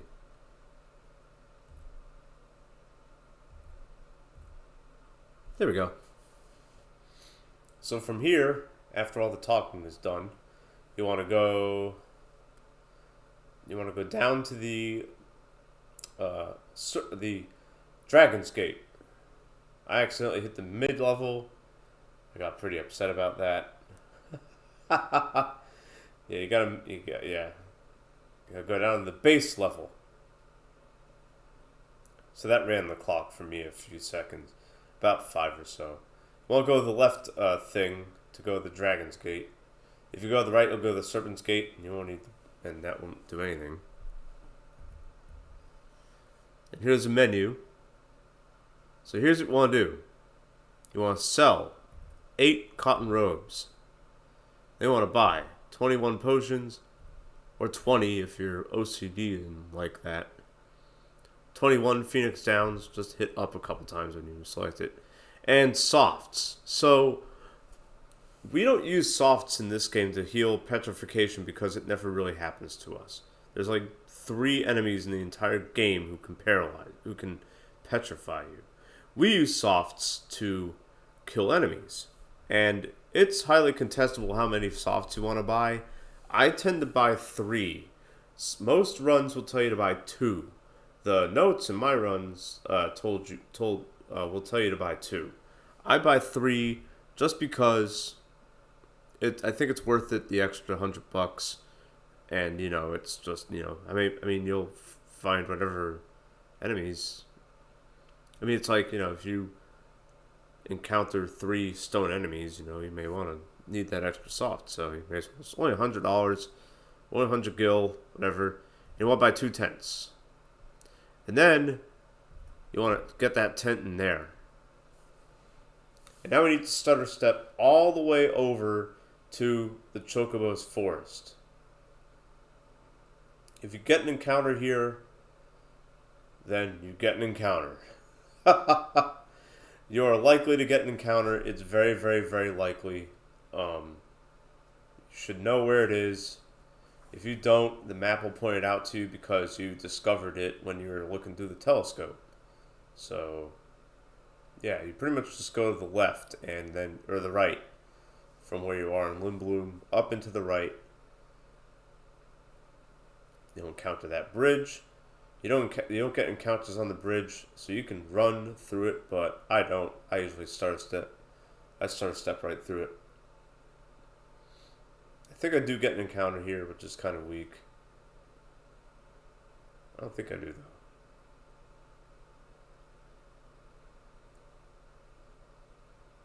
I don't. Cool. Very good. And now we got a Chocobo. We have to go through all this stupid talking before we get into Chocobo. And no, this run does not utilize Chocobo side quests. That's kind of dumb. It's kind of weak. It's kind of stupid, but it's whatever. And yeah, you need to go through this in order to get access to the Chocobo anyway. So yeah, it's kind of dumb. So you get the Sol Greens. Go there. They're all the way at the bottom. So you just use those and go back in. It's also contested how many Sol Greens you should buy. Most runners buy 4, I buy 5. Why do I buy 5? Because I summon one more Chocobo in another area where others just walk to it. I just get lazy and take a Chocobo there. So you don't want to go to the marsh. We're not going to recruit Kina now. We're going to recruit them later. Okay. So now Gizmo Luke's Grotto. So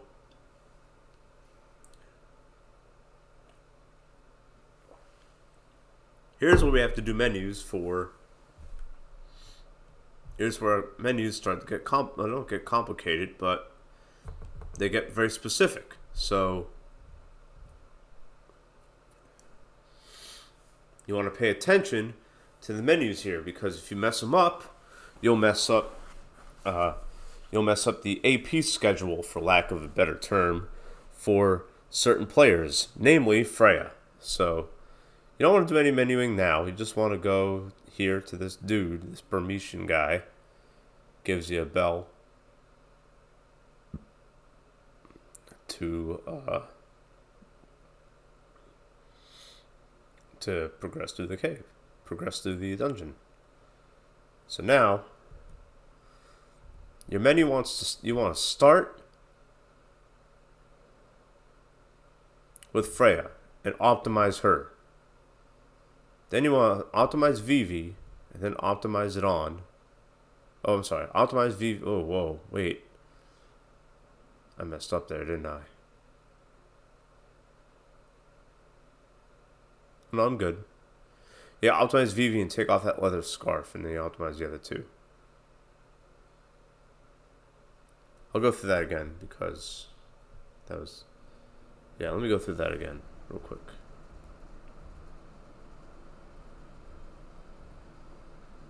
So optimize VV, optimize it on, and you take off the leather scarf from VV. You don't want him to have it. And then you go into your abilities, and for Zidane, you want to give him Man-Eater, you want to give Freya Bird Killer, and level up, and then cover, and then you don't give Vivi any abilities. And put Freya in the front row. She's in the back row when she joins you. You do that menu in that order, or else your equipment's going to be messed up. Now, because Zidane has the Ogre, he does not have access to the Flee ability. Which means if you get into a random encounter before fighting these black mages, you're going to probably have to fight it, because running like regularly does not... It's hard to do in this game. In the PS1 version and in the PC version. So, yeah. So here we are. 2 black mages. Zidane's attacks can be Atv weighted, so if you know if you can perceive the order of when the black mages go, you can have like you can go right after a black mage. See, I'm doing that here. I did not do it right though. I was way too slow on that Atv weight, so I just used a potion with Vivi. Or did I? I don't even know if I did that. No, I didn't. And then he got KO'd anyways. It doesn't matter who gets XP or AP here. Typically you kind of want Freya to get AP, but I mean, it doesn't really matter. Yeah, if Vivi gets KO'd, it's fine, but you want to keep Freya healthy for the most part. So I take a chance there, and I just go ahead and run to the next black mage, without rezzing Vivi, by the way, which was probably not a good idea. You do want to heal and res in between black mage fights, but I didn't. I'm like, let's do some risky business. Why not?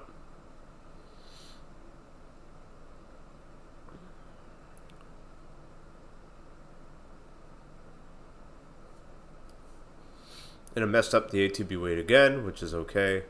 So now that second black mage is going to get another turn. It's fine. If I had ATB weighted Zidane's attacks there, I would have gone instead of getting hit with thunder, and so it would have saved about 15 or so seconds. The animation of thunder. And yeah, it does add up, but I'm not going to be... So here's where I swap out the Ogre for the Mage Masher, because I want that Flee ability. This way, if I get into a random encounter, which is very likely in Gizmo's Grotto, you'll be able to run from it reliably. So, and now we got talking, because this Moogle's Koopa for Koopo nuts, and Vivi's got a Koopo nut, so dude's jonesing.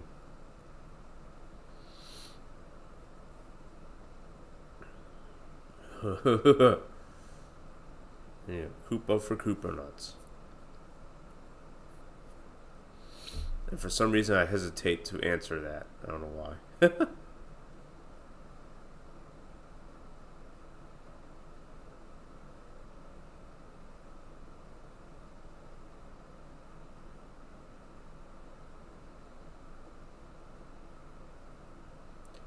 Don't forget to grab that bell when they open that big bell to get the small bell. A lot of bells. And you go in here, and you don't need to talk to, and you just need to say, you just need to talk to that Moogle who you gave the Koopo nut to, and then you'll get the Holy Bell from him. And he's Koopo for Koopo nuts. Are you Koopo for Koopo nuts, viewers? You better be. Alright, before you enter this door, you need to do a menu. So, gotta res and heal anybody who got hurt during the Black Mages fights, which we'll do later, apparently. Optimize it on, give him Bird Killer, and now heal everybody.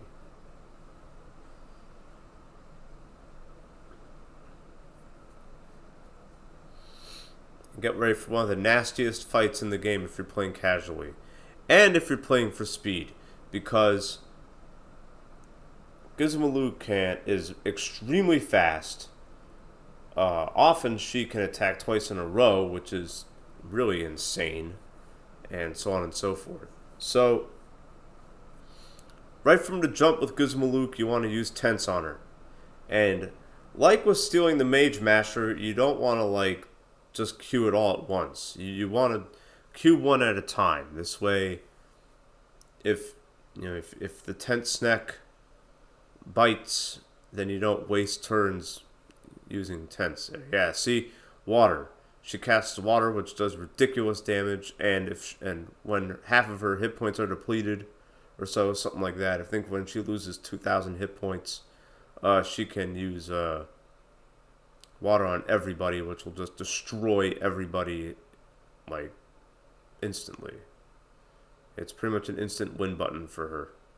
So, yeah. There you go. So I got Tent after two shots of Tent. I got the Snack, which is good. So now you want even though. So now Gizmo cannot use any magic at all. She can't use water. But she can still do physical damage. And she can do a lot of damage physically. So it'll take roughly 6 shots from Zidane and a couple shots from Freya to take her out. She has 3175 hit points. So this is one good example where damage counting is really good. So I've done about 1200 on her so far, right? So what you do here is you count the damage. I'm at 1500. And then right before Zidane's about to land that killing blow, you can have Freya jump. And then this way we don't have to worry about Freya getting KO'd. Zidane can get KO'd. That's fine. And Vivi can get KO'd. But Freya absolutely cannot get KO'd here. She needs the AP for this fight. She needs all 5 AP for this fight.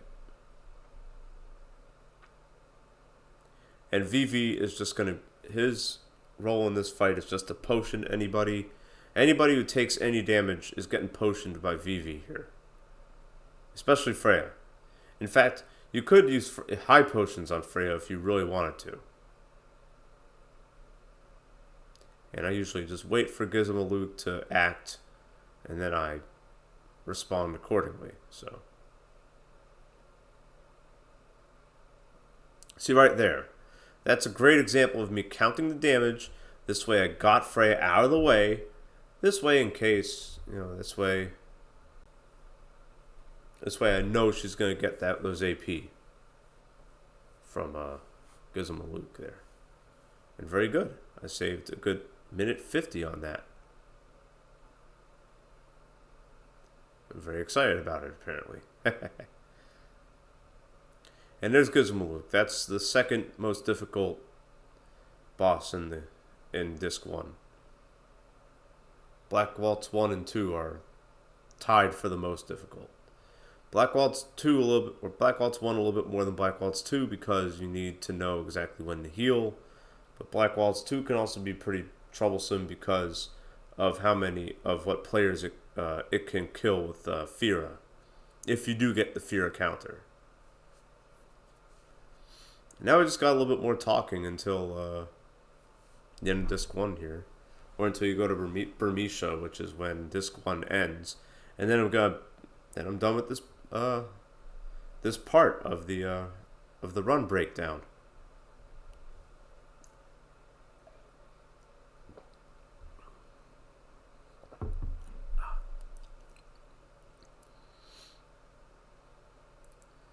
So while you're here as Steiner,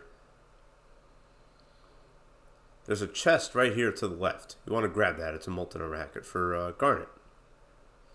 They want to talk to this Aardvark guy. There you go. They talk to this earnest young man who is the boss of that aardvark dude. And so that'll get him out of the way.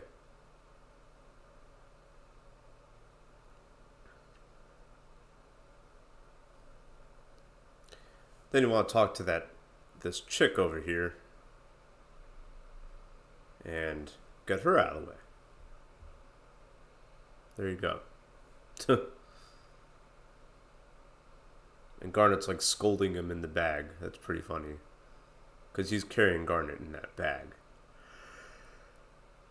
I'm getting tired. It's good though.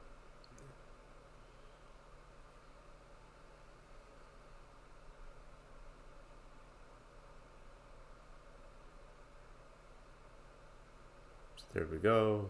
Talk to him again. It's fine.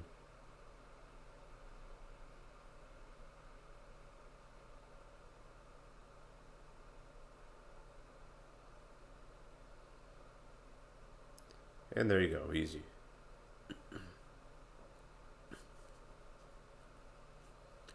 Then we get a little bit more talking.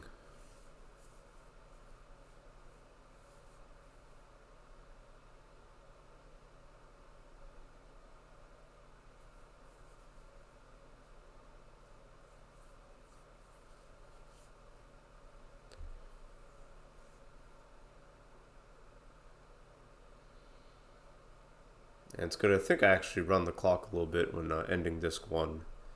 I don't know, I might be wrong though. Because I was shooting for a 205 disc 1. For my disc 1 to be under 205. Yeah, so.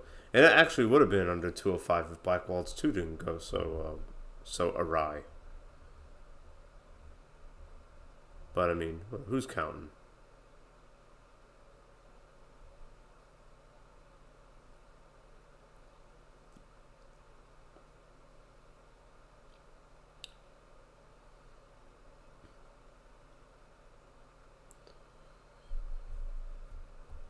And just a little bit more talking before we go into Bermesia and before we go into the end of disc 1. And then what I'll probably do is I'll probably do part 2 of this in a couple days probably. We'll see. I don't know.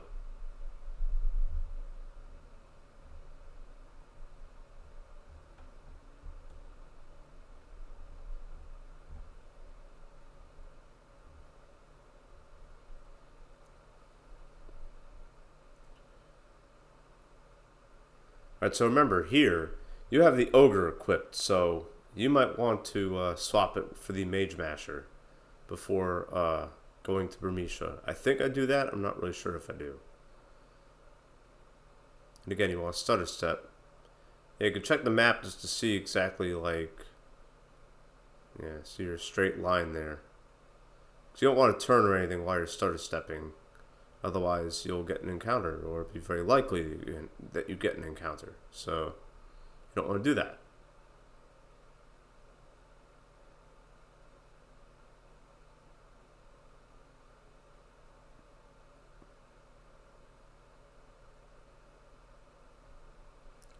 And there we go. Very good.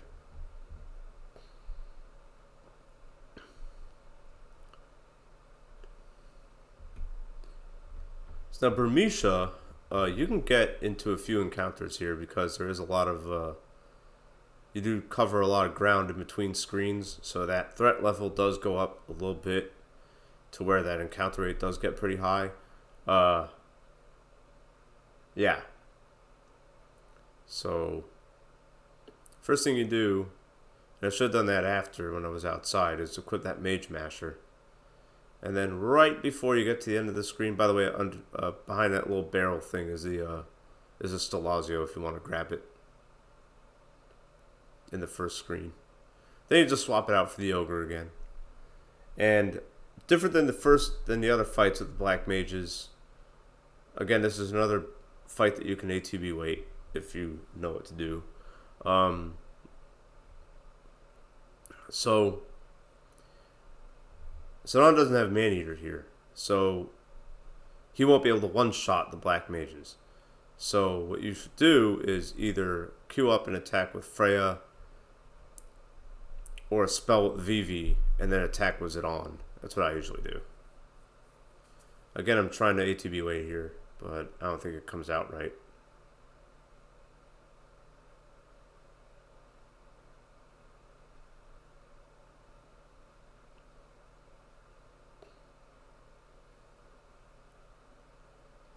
See if I get it. Nope. Yeah. I let the so in that case I messed up the ATB weight there because I let the black mage I let its ATB run a little bit more than I wanted to when I was selecting and canceling the menu with VV holding the menu there. So it's okay. I mean, a failed ATB weight runs the clock just a few seconds. It's not that crazy. Swap out the ogre for the mage master again, and you want to go to the right door there, and you could get an encounter there. Oh, all these chests are mimics, by the way. You don't want to approach them at all. If you do, then you'll get an encounter, and that'll suck. So here, you want to walk across that little bridge there. If you run, it'll collapse, and then you won't be able to get this chest, which you pretty much need.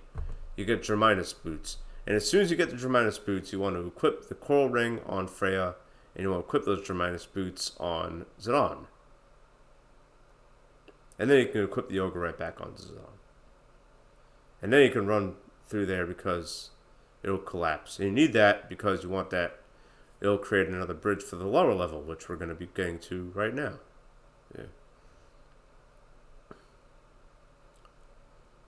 Yeah, be very careful when you're walking through these screens because if you bonk on stuff, that will increase that threat level and you'll get an encounter. So, yeah, and I walked there because my controller tends to like slip and whatever, and it like adds inputs and stuff, and it'll keep going down when I don't want it to go down, and I'll get the encounter. That happened to me in my 932.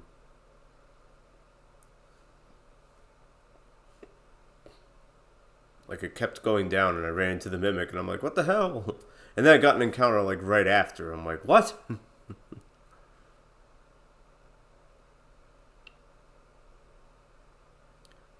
Yeah, now if you're not moving, the threat level doesn't go up. So if you're, like, not sure where to go, like, just stand there. You'll be okay. And then you just go wherever you need to go.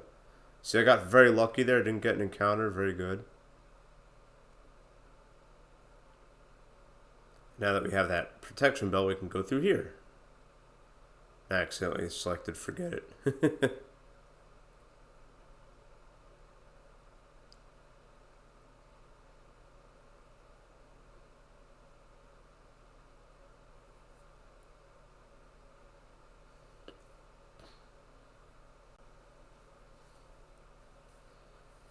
We're getting to the home stretch of disc 1 here. A little bit of talking, some permutations.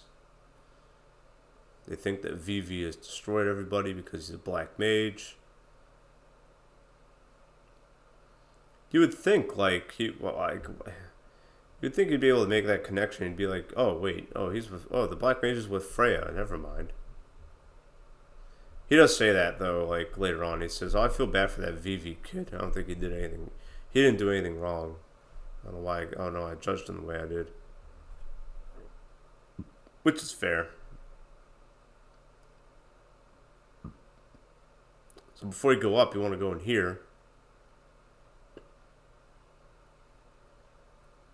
Or else you can't cross the bridge up the stairs. So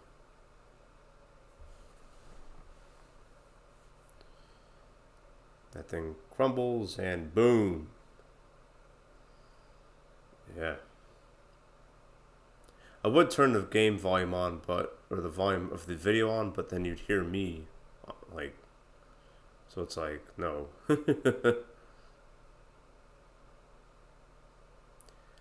And I go in there just to break up the screen. This way I reset the encounter, the threat level. This way I don't get an encounter. Doing that is a pretty smart thing to do there.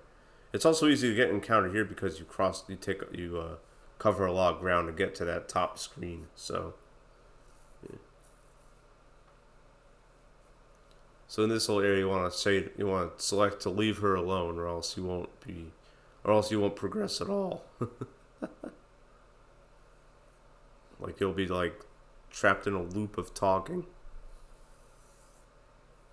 So now we got about a minute and some change of talking before fighting Beatrix, which closes out Disc 1. Something like that. It's a little bit over a minute. Let me see here. I'm taking a look at my timer. I want to see exactly how long.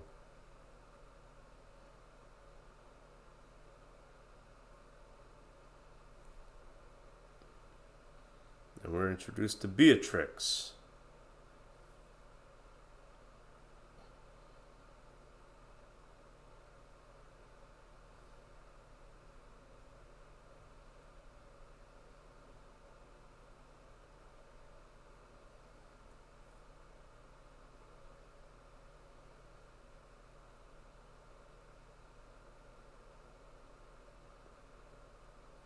Oh yeah, so it's like a minute. Yeah, it's a minute and some change of talking.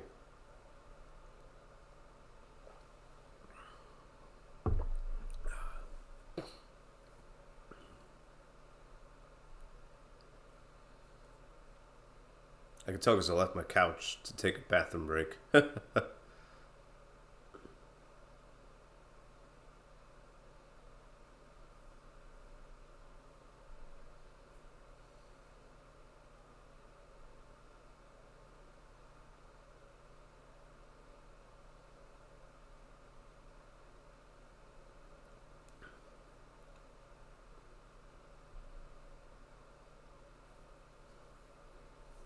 Wow, yeah, it's like 2 or so minutes. Holy Christ.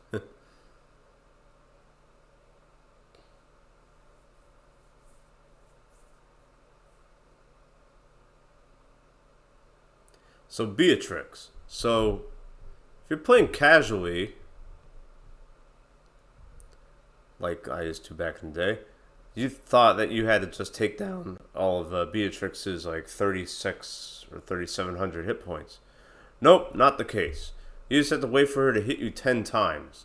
All of her attacks are single target, so it goes pretty much you attack, res, attack, res, attack, res, unless she does Thunder Slash on Freya. If that happens, you go ahead and steal Zidane. And if your timing is right, you can have Freya jump after she lands 8 hits and skip the 10th one. But that's a little difficult. And it saves you what, 20 seconds. Not even. So yeah. So only steal Zidane if all 3 players are up. If all 3 of them aren't up, then you want to res with whoever needs to get resed. Yeah. I'd take a chance there and steal anyways because, I don't know, I was being pretty stupid. That's okay. You want to steal a chain plate from Beatrix. That's the goal. And she's going to give you another Phoenix down. You can also steal her Mithril sword, but you don't want that. You want the chain plate. Well, I guess you could get the Mithril sword too, because you could sell it right after, I guess. Whatever.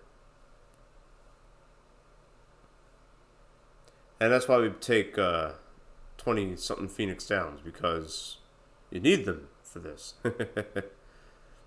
And I'm getting lucky here, because Beatrix is just using Thunder Slash over and over and over on Zidane, which is pretty cool. It's like, alright, I'll take that. I'll take her under damaging on Zidane and Freya, and I'll take her doing Thunder on Freya. Yeah. So yeah, like Beatrix is extremely fast. So you really want to not do anything crazy. You don't want to rock the boat too much here. So there you go. And then after 10 turns, she'll end the fight and call you ignorant and beat your ass. And then Kuja will have a Golbez moment. You know, like, remember in Final Fantasy IV when Golbez is about to kill Cecil, and then he, like, stares at Cecil and he's like, wait a minute. Why does this dude look so familiar? And And that is the end of disc 1. So, I got a 209. 209 is actually pretty damn good. But if you want like a really low run, like if I'm trying to get under 2 hours, like it is possible. Gotta be real fast with it. If I didn't get KO'd by Black Waltz 2, I think we would have been okay. If I didn't trance against Black Waltz 1, would have been alright. And if I didn't miss a whole bunch of times, then I would have been okay with that as well. So this had all the makings of like at least a 205. So yeah, that's the end of part 1 of my run breakdown. Hope you all enjoyed it. Part 2 will be coming out. I want to try and finish all 4 parts by the end of May. Specifically by the end of the race. There's a community race going on.